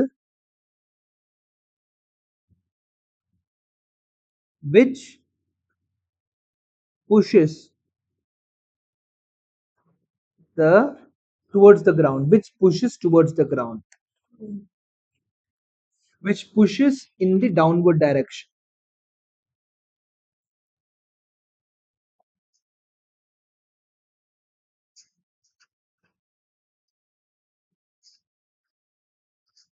ठीक है, which pushes in the downward direction. Now इसके कारण क्या होगा तुम्हारा, this will produce a force which will push the rocket in the upward direction.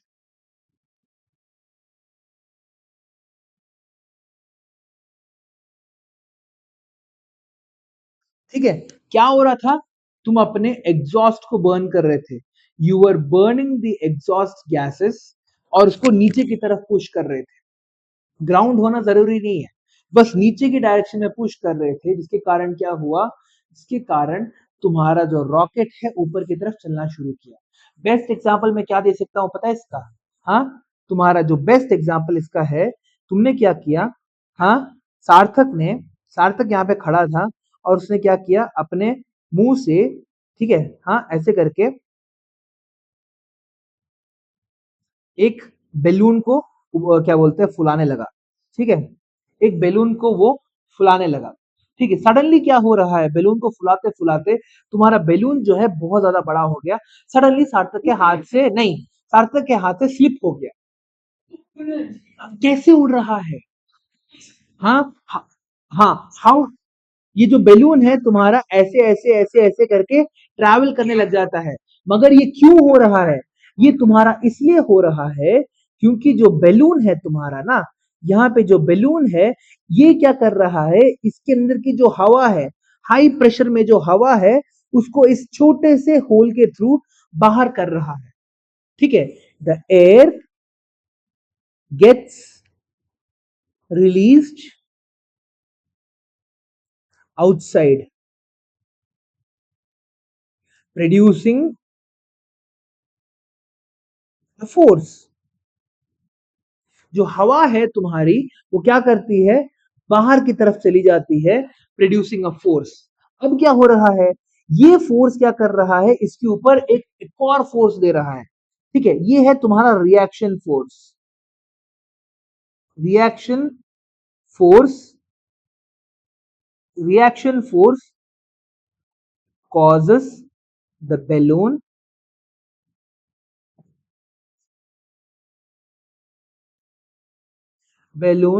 to spiral in all directions, her direction में spiral होने देता है। ठीक है, सो क्योंकि तेजी से हवा बाहर निकल गई थी, बैलून आगे जा रहा था। अगर तेजी से हवा बाहर नहीं निकलती तो बैलून आगे नहीं जाता। हाँ, और आफ्टर अ व्हाइल यही तो होता है, बैलून में जब तक तुम्हारी हवा है तब तक वो ऐसे पागलों की तरह ऐसे हैप्पीजली ट्रैवल कर रहा है। जैसे ही बैलून के अंदर हवा खत्म हो गई, वो मूव करना भी बंद हो जाता है। ठीक है, इट स्टॉप्स। हाँ, क्या,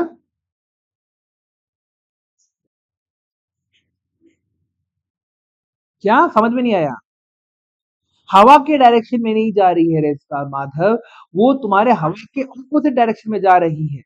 ठीक है, बैलून के, हाँ, क्या, हाँ, को तो हवा खुद जा रहा है ना, बैलून तो वैसे ही जा रहा है तुम्हारा, हम कुछ नहीं कर रहे, बैलून को छोड़ दो, वो अपना एक ट्रेजेक्टरी पकड़ के जाएगा। वो जब तक उसके अंदर हाई प्रेशर हवा है अंदर, तब तक वो ट्रैवल करेगा, जब जैसी हवा खत्म हो जाएगी वो खत्म बंद हो जाएगा, एक जगह जाके गिर जाएगा तुम्हारा। नहीं, कुछ डाउट है बोलो, देखो इस तरह से हो रहा है। ठीक है, किसके डायरेक्शन में, एयर किस डायरेक्शन में जा रहा है, बस माधव इस डायरेक्शन में जा रहा है बाहर, हाँ, एयर गोइंग आउट, बैलून किस डायरेक्शन में ट्रैवल करेगा, इस डायरेक्शन में ट्रैवल करेगा। Movement of balloon. अरे वो तो क्या बोलते हैं, एक जगह दूसरी जगह टकराते हुए और हवा के क्या बोलते हैं किसी चीज के कारण ही तुम्हारा मूवमेंट होता है। वो एक बिल्कुल रैंडम मोशन होता है, ठीक है। हाँ, that is a random motion, उसको हमें कुछ कंट्रोल नहीं कर सकते। समझ में आया? नाउ रॉकेट प्रोपल्शन समझ में आ गया तुम लोगों को? ठीक है। फिर उसके बाद मैंने ये रॉकेट प्रोपल्शन भी एक बेसिक एग्जांपल से बता दिया है, ठीक है। सो आगे देखते हैं यहाँ पे। सो सबसे पहला क्वेश्चन तुम्हारा, सम क्वेश्चंस।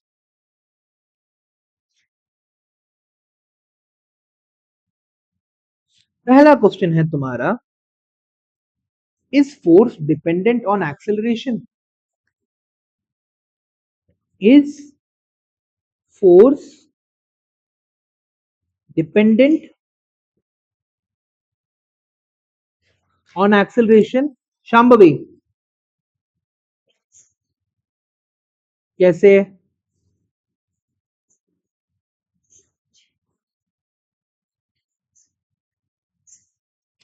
हम्म, ठीक है, ओके।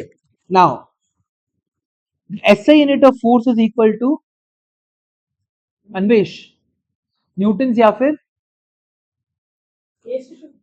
हाँ, न्यूटन। देखो, देखो, फोर्स का फॉर्मूला क्या होता है? Mass into acceleration. मास का फॉर्मूला क्या होता है? मास का एसआई यूनिट क्या होता है? हाँ, केजीस। एक्सीलरेशन का एसआई यूनिट क्या है? Metres per second square. खत्म। ये दूसरा यूनिट हो गया उसका, है ना। फॉर्मूला से ही तुम्हें यूनिट बनाना होता है, ठीक है। मास का एसआई यूनिट क्या है? केजीस। एक्सीलरेशन का एसआई यूनिट क्या है? Metres per second square. तो तुम्हारा दूसरा फॉर्मूला क्या बन जाएगा?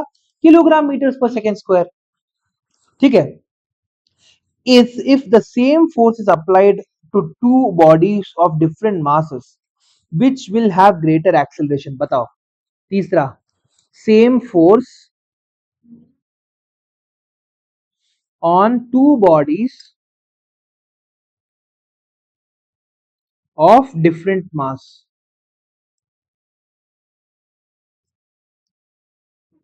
ठीक है, same force on two bodies of different mass, अलग अलग मास। जैसे फॉर एग्जांपल यहाँ पे एक मास है स्मॉल एम, यहाँ पे एक मास है capital M.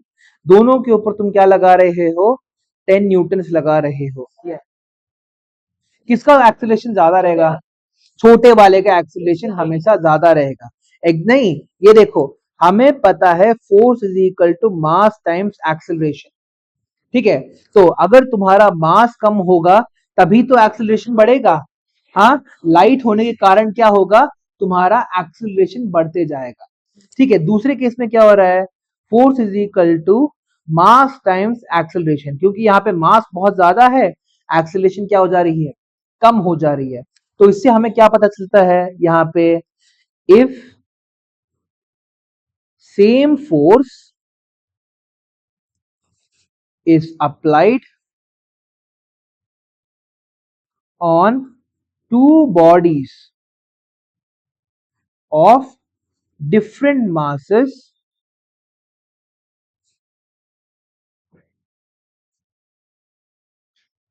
the body with the smaller mass will have more acceleration। समझ में आ गया?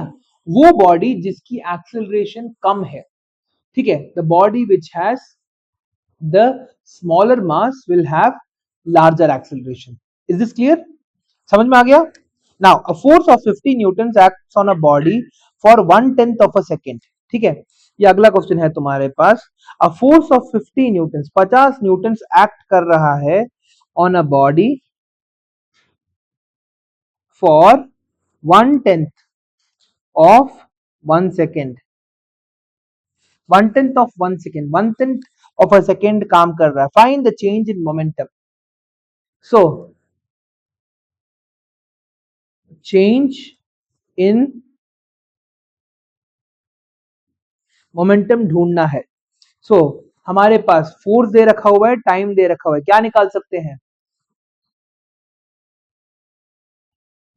फोर्स है, टाइम है, क्या निकाल सकते हैं? इम्पल्स। इम्पल्स क्या होता है? फोर्स इनटू टाइम या फिर change in momentum. Hmm,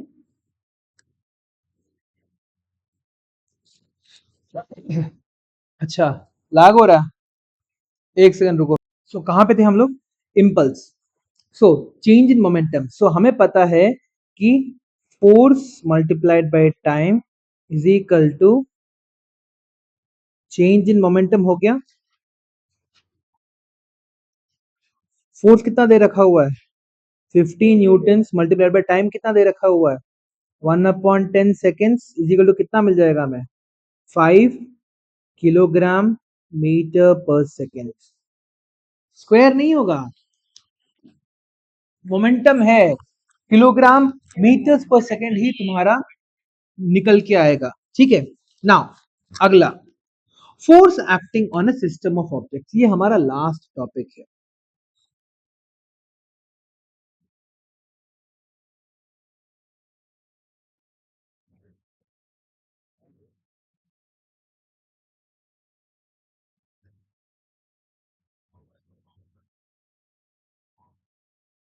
Force acting on a system of objects.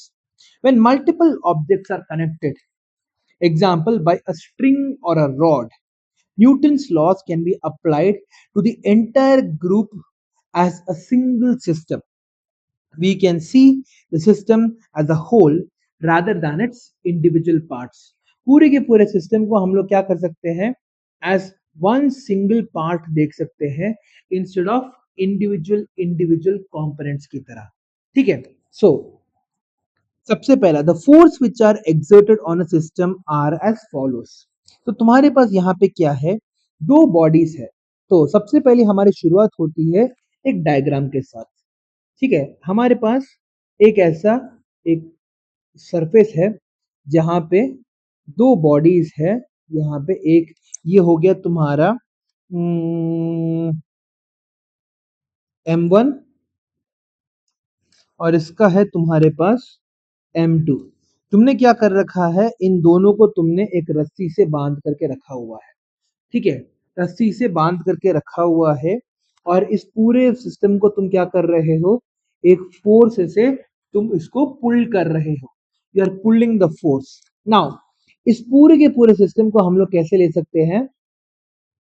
एक सिंगल सिस्टम की तरह ले सकते हैं। जो डाउनवर्ड फोर्स होता है उसे हम लोग क्या बोलते हैं? हाँ, wait. M1 plus M2 into जी बोल सकते हैं इस पूरे के पूरे सिस्टम का डाउनवर्ड फोर्स। हाँ कि ना? वेट का फॉर्मूला क्या होता है? अरे वेट होता है तुम्हारा mg के बराबर होता है ना। वेट इज इक्वल टू तुम्हारा किसके बराबर होता है? mg के बराबर होता है। सो हमारा ये पूरा का पूरा जो सिस्टम है इसको हम लोगों ने एक तरह से ले रखा हुआ है।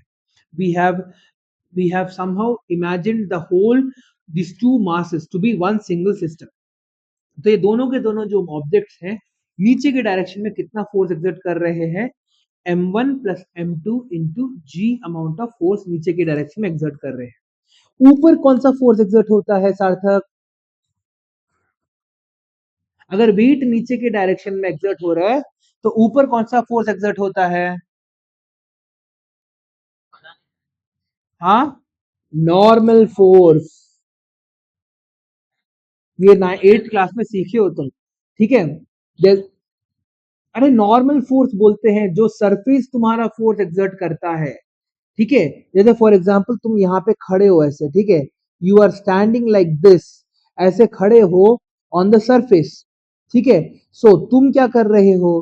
तुम नीचे के डायरेक्शन में mg अपना वेट जितना फोर्स लगा रहे हो, है ना। मगर क्या तुम जमीन के अंदर धंसते जा रहे हो क्या? नहीं। क्यों? क्योंकि जो जमीन है उसका जो सरफेस है वो क्या कर रहा है, तुम्हारे ऊपर एक नॉर्मल फोर्स एक्सर्ट कर रहा है, ऐसा एक नॉर्मल फोर्स एक्सर्ट कर रहा है ताकि,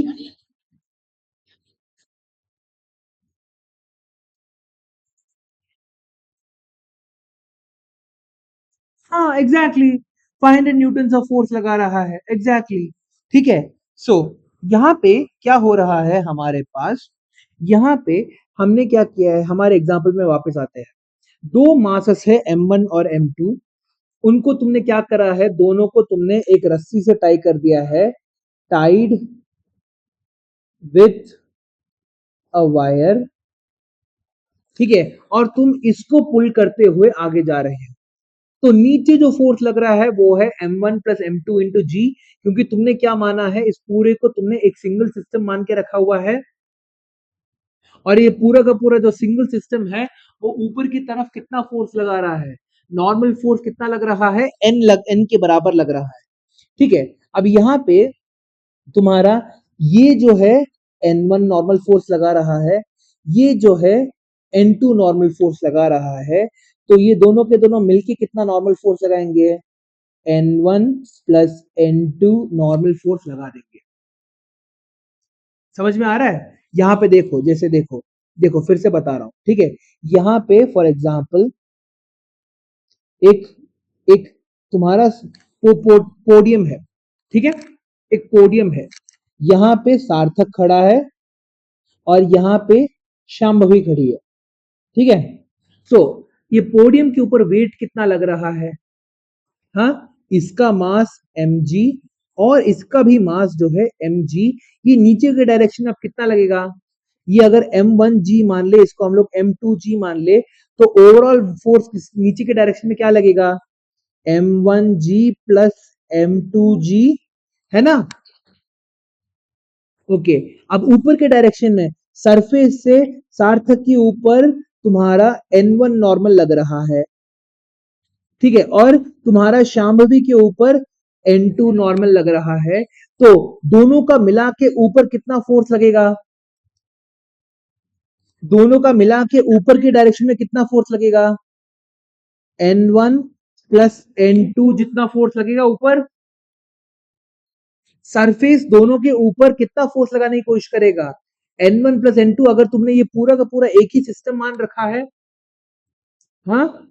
अब अगर देखो माधव भी यहाँ पे आ गया, ठीक है, माधव भी यहाँ पे खड़ा हो गया, ठीक है, माधव भी बीच में आ गया, तो क्या होगा, यहाँ पे एक और फोर्स लग जाएगा प्लस N3, और यहाँ पे तुम्हारा एक और फोर्स लग जाएगा, क्या, M3G, है ना?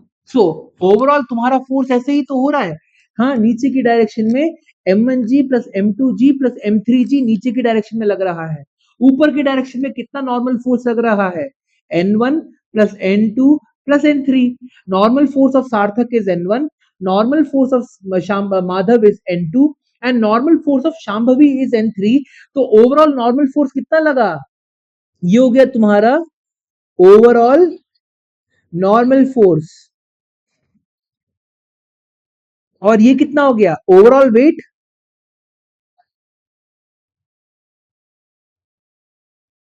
ये तुम्हारा ओवरऑल वेट लग रहा है। Is it more understandable now? समझ में आ रहा है? एक सिस्टम की तरह हम लोग इसे देख रहे हैं बस। ठीक है। नाउ यहाँ पे क्या हो रहा है, हाँ, हाँ पूछो।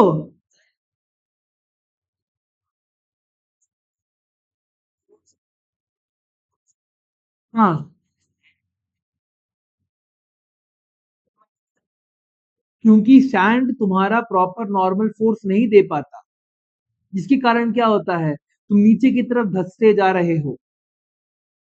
आइस भी ऐसा ही काम करता है, अगर तुम स्नो के ऊपर चढ़ोगे, snow proper amount of normal force नहीं दे पाएगा, स्नो तुम्हारे पैरों के नीचे क्रश हो जाएगा, जिसके कारण क्या होगा, तुम नीचे की डायरेक्शन में धंसते जाओगे, धंसते जाओगे, धंसते जाओगे। समझ में आया? हाँ, तुम्हारा नॉर्मल फोर्स इंपॉर्टेंट होता है। समझ में आ गया? हर एक surface proper amount of normal force नहीं दे पाता, है ना? हर एक सरफेस, सोच के देखो, सोच के देखो, तुम्हारा यहाँ पे एक बहुत पतला सा टेबल है, ठीक है, बहुत पतला सा टेबल है, समझ में आ गया? हाँ, इस पतले से टेबल के ऊपर तुम सिर्फ और सिर्फ 10 किलो वेट रख सकते हो, और सार्थक का वेट कितना है? 50 किलो है ना? 50 किलो के बराबर है। ठीक है, अगर 50 किलो का सार्थक इस टेबल के ऊपर चढ़ जाता है तो क्या हो जाएगा? हाँ, ये टेबल कितना नॉर्मल फोर्स प्रोवाइड कर सकता है? 10 केजी का नॉर्मल फोर्स प्रोवाइड कर सकता है। That means 100 Newton's of normal force provide कर सकता है। सार्थक क्या कर रहा है? 500 Newton of normal force apply कर रहा है नीचे के डायरेक्शन में, जिसके कारण क्या होगा? ऑब्वियसली तुम्हारा जो टेबल है वो बीच से टूट जाएगा, है ना? उसी तरह से सार्थक, अगर तुम एक बीच में जा रहे हो, रेत में जब अब तुम अपना पैर रख रहे हो, रेत तुम्हारा प्रॉपर नॉर्मल फोर्स ना दे पाए, रेत तुम्हारा प्रॉपर नॉर्मल फोर्स ना दे पाए, तो तुम्हें क्या करना पड़ेगा?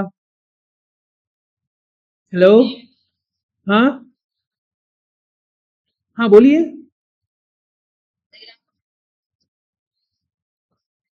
आंटी बस 6 मिनट बचे हैं, बस 2 मिनट रुक जाइए, 6 मिनट में आ जाएगा वो। ठीक है, ओके। ओके, सो जब हम लोग टेबल के ऊपर चढ़े बैठे होते हैं तो क्या हो रहा है? अगर तुम्हारा, देखो सबसे इंपॉर्टेंट चीज जो तुम्हें याद करनी है वो ये है, अगर तुम चाहते हो कि तुम एक सरफेस के ऊपर खड़े रहो, अगर तुम चाहते हो कि एक सरफेस के ऊपर तुम खड़े रहो, तो सरफेस, तुम जितने, जो क्या बोलते हैं, सरफेस के ऊपर नीचे वेट डाल रहे हो, उतना ही तुम्हारा नॉर्मल फोर्स क्या होना चाहिए?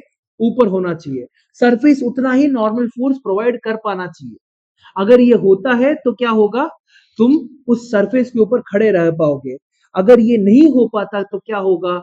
बीच से तुम अंदर ही अंदर धंसते चले जाओगे। अंडरस्टूड? सो ये दोनों के बीच में जो बैलेंस है, ये होना बहुत ज्यादा इंपॉर्टेंट हो जाता है। समझ में आया? नाउ, अलग अलग तरह के फोर्सेस, इंटरनल फोर्सेस और एक्सटर्नल फोर्सेस के बीच में फर्क क्या होता है वो समझने की कोशिश करते हैं। Let's go back to our, ये वाला, इस वाले जो ये सेक्शन है इसमें जा रहे हैं। ठीक है, now what is the difference between internal forces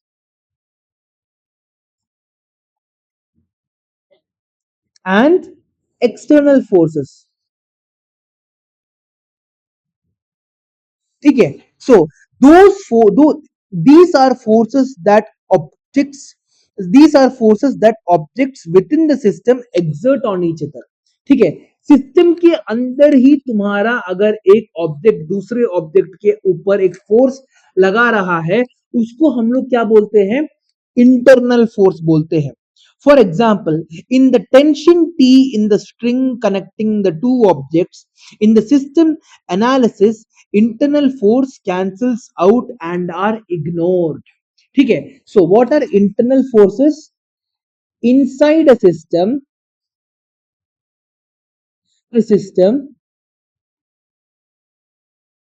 if a force is applied by an object on another object,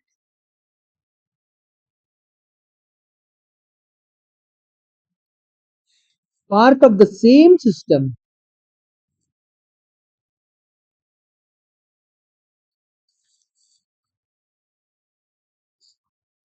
such a force is called क्या? Such a force is called internal. ठीक है, इसको हम लोग इंटरनल फोर्स बोलते हैं। ठीक है, सार्थक चाहिए तो तुम लीव कर लो, ठीक है, तुम लीव कर लो। ठीक है, इसको हम लोग इंटरनल फोर्स कहते हैं इन सिस्टम एनालिसिस करते वक्त। ठीक है, when we do system analysis,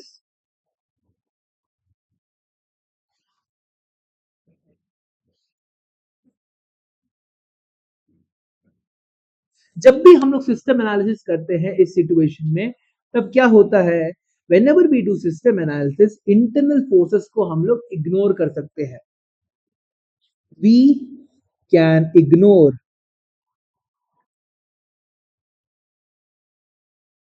internal forces. हम लोग इंटरनल फोर्सेस को हमेशा इग्नोर कर सकते हैं जब भी हम लोग सिस्टम एनालिसिस करते हैं। समझ में आ गया? सो एक काम करते हैं, सिस्टम एनालिसिस तक हम लोग यहाँ पे रखते हैं। अगली क्लास में इसको हम लोग और ज्यादा कंटिन्यू करेंगे। इस हफ्ते तुम्हारा एक और एक्स्ट्रा क्लास होगा, वो जो संडे की जो क्लास मिस हुई थी उसके लिए I be keeping one more class, ठीक है? वो जैसे ही स्केड्यूल होता है मैं तुम लोगों को बता दूंगा। फ्राइडे और सैटरडे को नहीं होगा, फ्राइडे और सैटरडे से पहले ही होगा, या तो ट्यूसडे होगा, कल, परसों, नरसों, इन तीनों के बीच में कोई एक दिन होगा जहां पे मैं तुम लोगों का एक्स्ट्रा क्लास लूंगा संडे का, ठीक है? तो उसके लिए प्रिपेयर्ड रहना। अंडरस्टूड? समझ में आ गया? हाँ। होमवर्क क्या? क्या? हम्म। हम्म। ठीक है। सो एक काम करते हैं, क्या बोला? हाँ। हाँ। हाँ। अच्छा। अरे कोई फर्क नहीं पड़ता, ठीक है। हम्म। कोई फर्क नहीं पड़ता, ठीक है। सो मैं ये नोट्स आप में भेज दूंगा। मेरे को फर्क नहीं पड़ता माता, ठीक है। ये चैप्टर को रिवाइज करके आओ, यह चैप्टर का लिटरली एंड पोर्शन है, ठीक है। सिस्टम ऑफ पार्टिकल्स जो है आखिरी पोर्शन है तुम्हारा, इसके बाद कुछ बचा नहीं है, ठीक है। जल्दी से जल्दी अगर इसको तुम पढ़ लोगे तो मैं तुम्हारे आते ही तुम्हारा एग्जाम शुरू हो जाएगा, ठीक है। हम लोगों ने जो जो चैप्टर्स किए हैं उन सब के ऊपर एग्जाम्स रहेंगे। अंडरस्टूड? ठीक है, समझ में आ गया? शांभवी, एक बार जस्ट तुम्हारा मेरा जो वेबसाइट है, एक सेकंड रुको, ठीक है, एक सेकंड रुको। हाँ, अगर आपको ये वीडियो अच्छा लगा तो प्लीज लाइक शेयर और सब्सक्राइब जरूर करिए। बाद में हम लोग अगले वीडियो में मिलेंगे, ठीक है। Thank you.